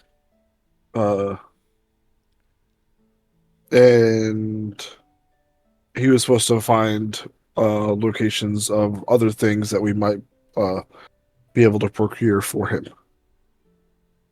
Yeah. I spoke with the priests here and the historical society to figure out something of suitable importance. And it appears everyone was in agreement with the item that that they would want you to procure. Not entirely sure how exactly you're going to handle this one, but I mean, I don't know. I guess they really don't like you. Because also, unfortunately, they said that I either have to charge you extra for your other job, um, or accept this as payment. So I imagine you pissed off some people, but whatever. The object that they want you guys to track down is called the Queen's Heart, colloquial anyway. Uh, More specifically, it is known the Serenity of Melody, I believe is its official name. And it was it's not necessarily a powerful object from as far as objects go. It's mostly of its historical significance. It's a harp forged of precious metals and moonstone with silver engravings. It belonged to one of the queens of this particular realm centuries ago, back when the place still had monarchs. And basically, during the civil wars that occurred early on in Athoria's history, Queen Isabella used the harp as sort of a inspirational thing to sing to her people.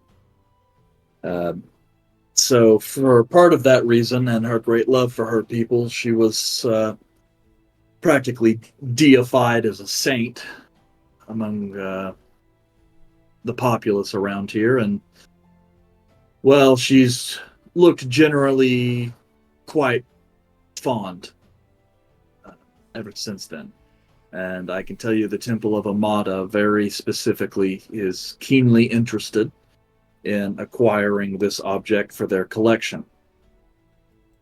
So, no one really knows exactly where it is, but legend has it that it exists in some kind of place called the Garden of Serenity.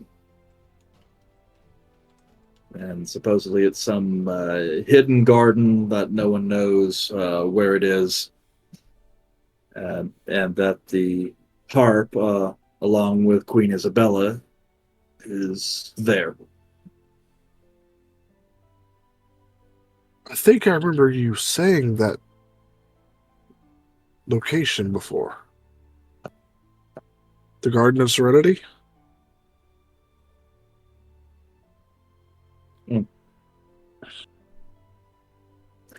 Well, that's just what they said. So I imagine you guys should find yourself a sage or start reading. First off, does Caleb recognize the name? Roll me a history check.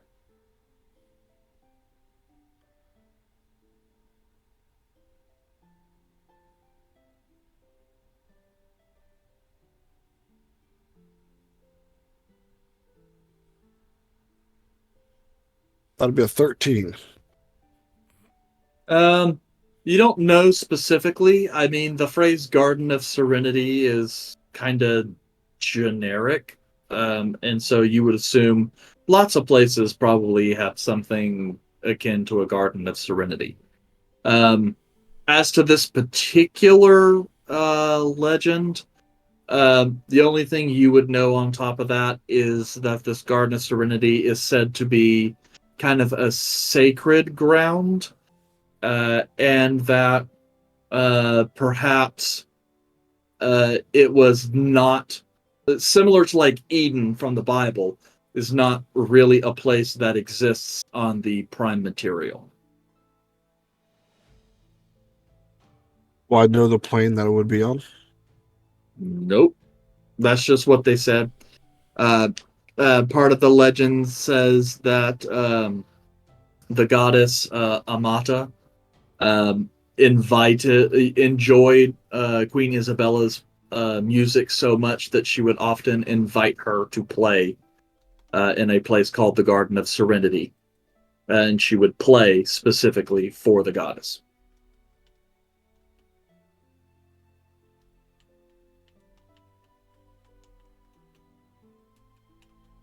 So, what you're telling me is that I need to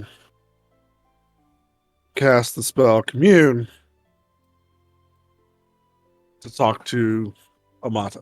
That's boring. Don't do that.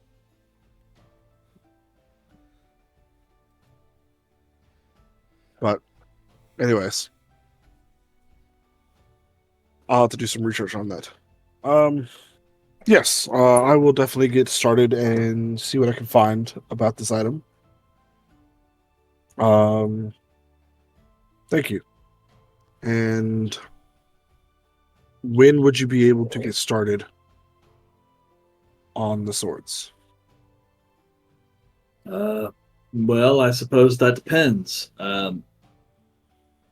Technically speaking, I am not supposed to start the project until after the item's been procured.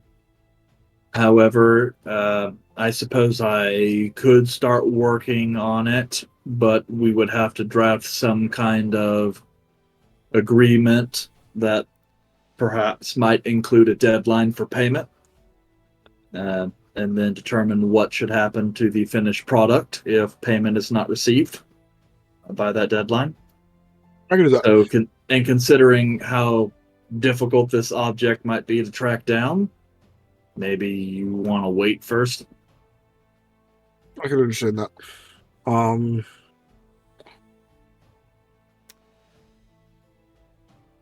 I mean, if their only prerequisite was either they get us this item, give us Valahar, or you charge them way more, I feel like we could implement that into the contract in some way if it's not met by a deadline. Considering the only clue is who had it before it disappeared. I mean, simple contract basing it off of prerequisite, we cure the item, this is the base payment for it. You can't have the item for it. This is the accelerator for that. This all makes a good point. So did they discuss what charge the conversion would be if we weren't able to bring in a different item? They want me to charge you 15,000 gold Instead of the normal 10. That's a lot. instead of the normal 10. I'm not familiar, Caleb, with the goddess Amata or the temple of them.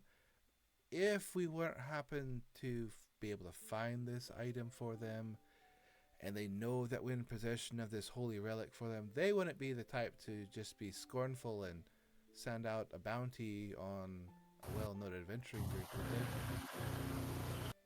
they? As I look at Dave, it's also kind of gesturing to her, like, is that something you think they'd be willing to do?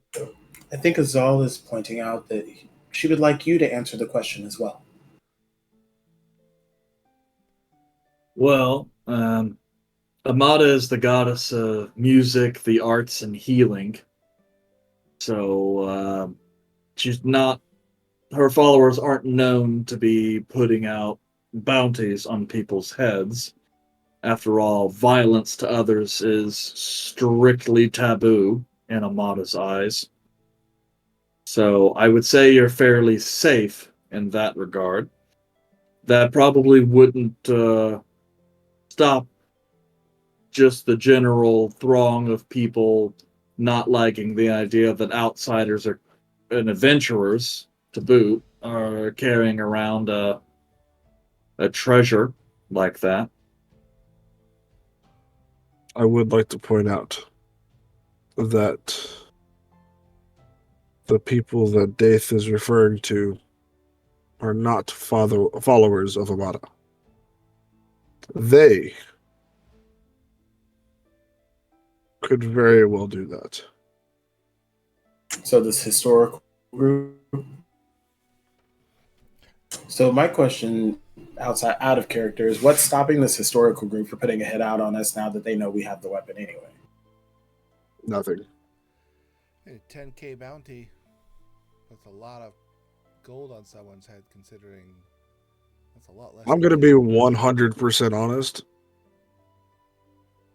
I out of character completely. I'm thinking about going to go get the harp and just dipping. Just to double fuck these guys. I'd like to piss if they said one person after us.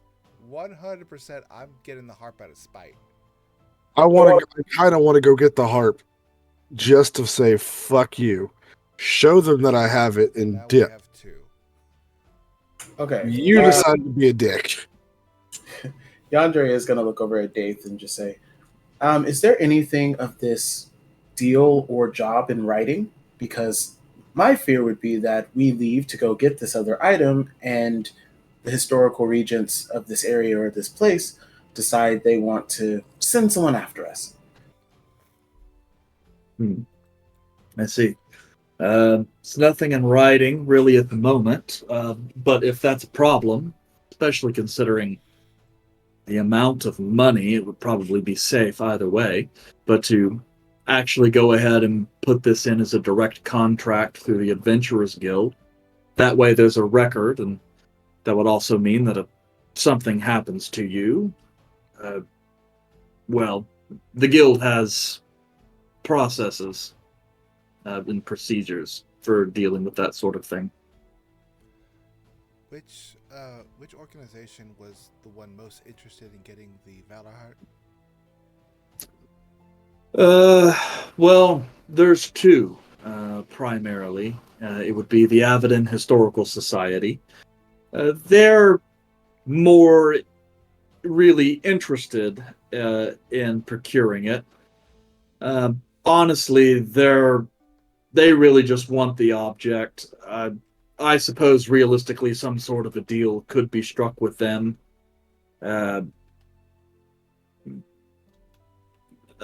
Especially because I think they would imagine this is just a once-in-a-lifetime thing. They're generally quite reasonable. I think your biggest problem are going to be with the lore seekers. They're actually a coterie affiliated with the Lyceum, which is part of the reason why they're more problematic. They most likely wouldn't want the item for its historical value, but rather the somewhat unique enchantments it possesses.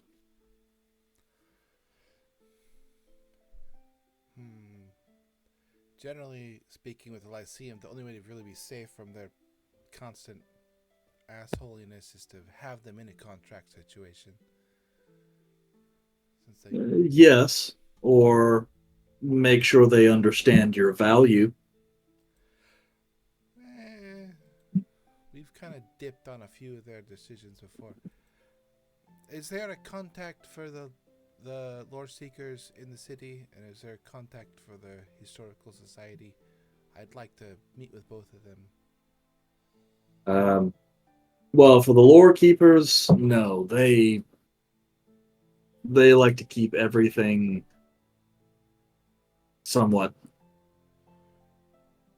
secretive. As far as the historical society, you can travel and speak to a guy named Lochran.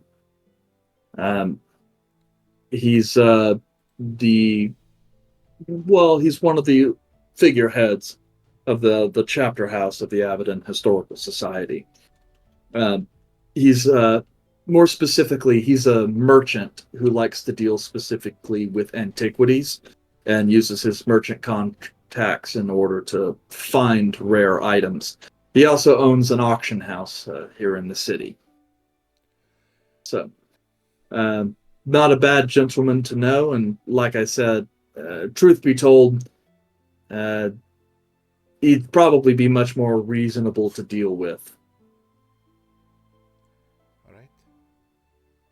So we have some motivation to go to make some contracts and contacts. Thank you, Daith.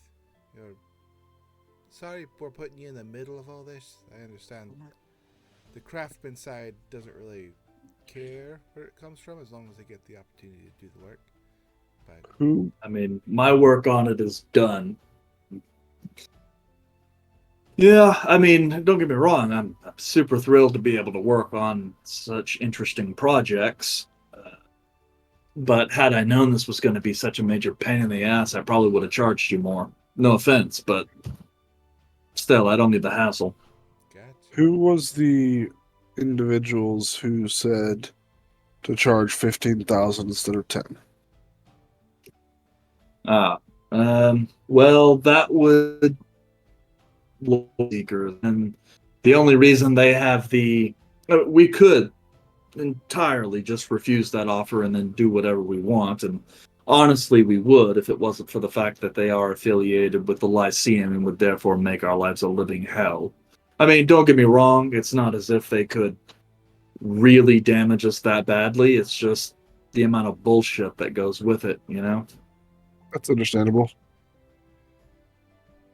Also, they could lobby to have our license to purchase, maintain, and sell magical arms and equipment revoked by the capital, and that certainly wouldn't be beneficial. Yeah, that's fair. I'd like to take the politics and logistics out away from you, Dave. That way you don't have to worry about this anymore.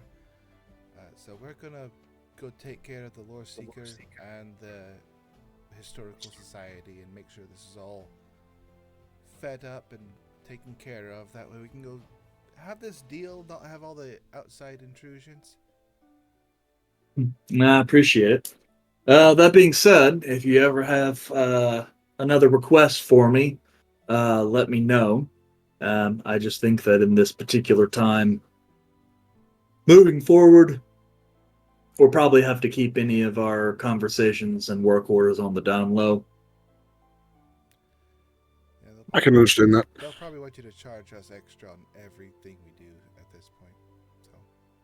So Well, I mean, in a certain respect, my guild's not very pleased with that idea. After all, quality and service is a craftsman's creed, and the idea of charging someone extra for the same work without adding any additional value just goes against our general beliefs.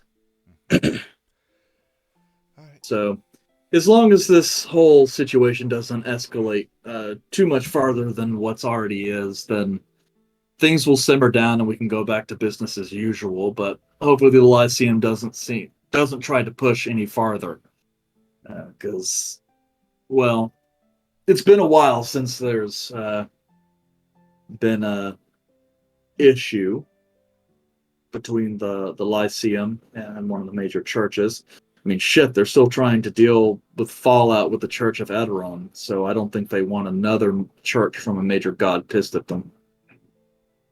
Yeah. All right. Well, we'll get out Sounds of your hair for now. All right. Well, thanks for stopping by, and please just make sure that you take good care of that sword. And if you ever don't want it, know that there are people here who will make sure that you get a good price for its return. All right. Bury it in the deepest ditch we can find in an unmarked grave. Gotcha. And if that happens, well, you're on record now of knowing who found the sword and who carries it currently. So, Oh shit. I guess you'll just say they know who you are. Yep. All right. See you later, Dave. All right. Have a good one. And we'll head out. Okay. To anywhere in particular? After we get away from Dave, I will talk with everyone. Like, all right, we need to file a junction with the Adventurers Guild to make sure that this quest we're going on to gather this item has a specific reward that doesn't impose like another adventurer getting a bounty on an item we're already carrying. Like, mostly for the Lyceum. I'm not too concerned with the Historical Society. We can handle that with just conversations. But the Lyceum, if they find a hole, they'll just focus on documents and say, nope, this is illegal, we can attack you and kill you at any moment. Yes. I'm not too familiar with the Lyceum's going-ons, and I'm also not too great on the minutia of wording of things. Like I can go over to generic things, but it's mostly just pencil whipping some contracts. I also don't think that the Lyceum will directly hire from the Adventurers Guild to get an item from us. But in the event that they hire anyone to try to attack us and we can get proof of that, it would go directly against the Adventurers Guild, which would cause a huge issue for them. So by just having the document saying that this has been approved as a quest for a certain reward, it could deter them from hiring just a generic burglar or a bandit out there trying to take care of us. Yeah. I would like to go speak to the Historical Society. We also need to get this junction filed. I don't think I need anyone in particular, but I would like someone to come with me, like Volred, if you want to come with me, who can show great face and have that regal attitude to them. I think Yandere and Caleb would be better at filing the junction that could stop the Lyceum. Yeah. Just because Caleb's familiar with the Magical Society and Yandere can find a hole in any type of conversation. So I'm down for that. let's go be politics then. Yep. Let's do it. Okay. And with that, let's go ahead and call it for this evening. Since we are at time. Pretty much, yeah. So, that will be a end of chapter 88. Next week, you guys can come back Tuesday, 7 p.m. Central, for chapter 89. We're getting up there, guys. Also, this Thursday, if I'm not mistaken, we have an Adjacent with Jace with Rab, who plays Fullrit. That's right. It is the first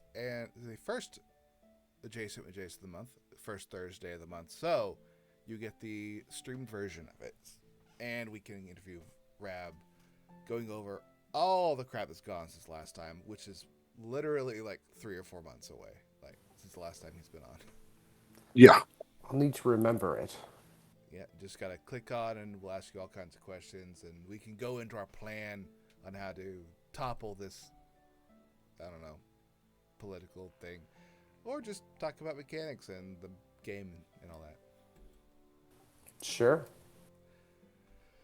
So Adjacent with Jace this Thursday, streaming at 8 o'clock. Come in, ask questions and all kinds of stuff. We'll answer them the best we can. And next Tuesday, of course, is episode 89 of Adventures in Athoria.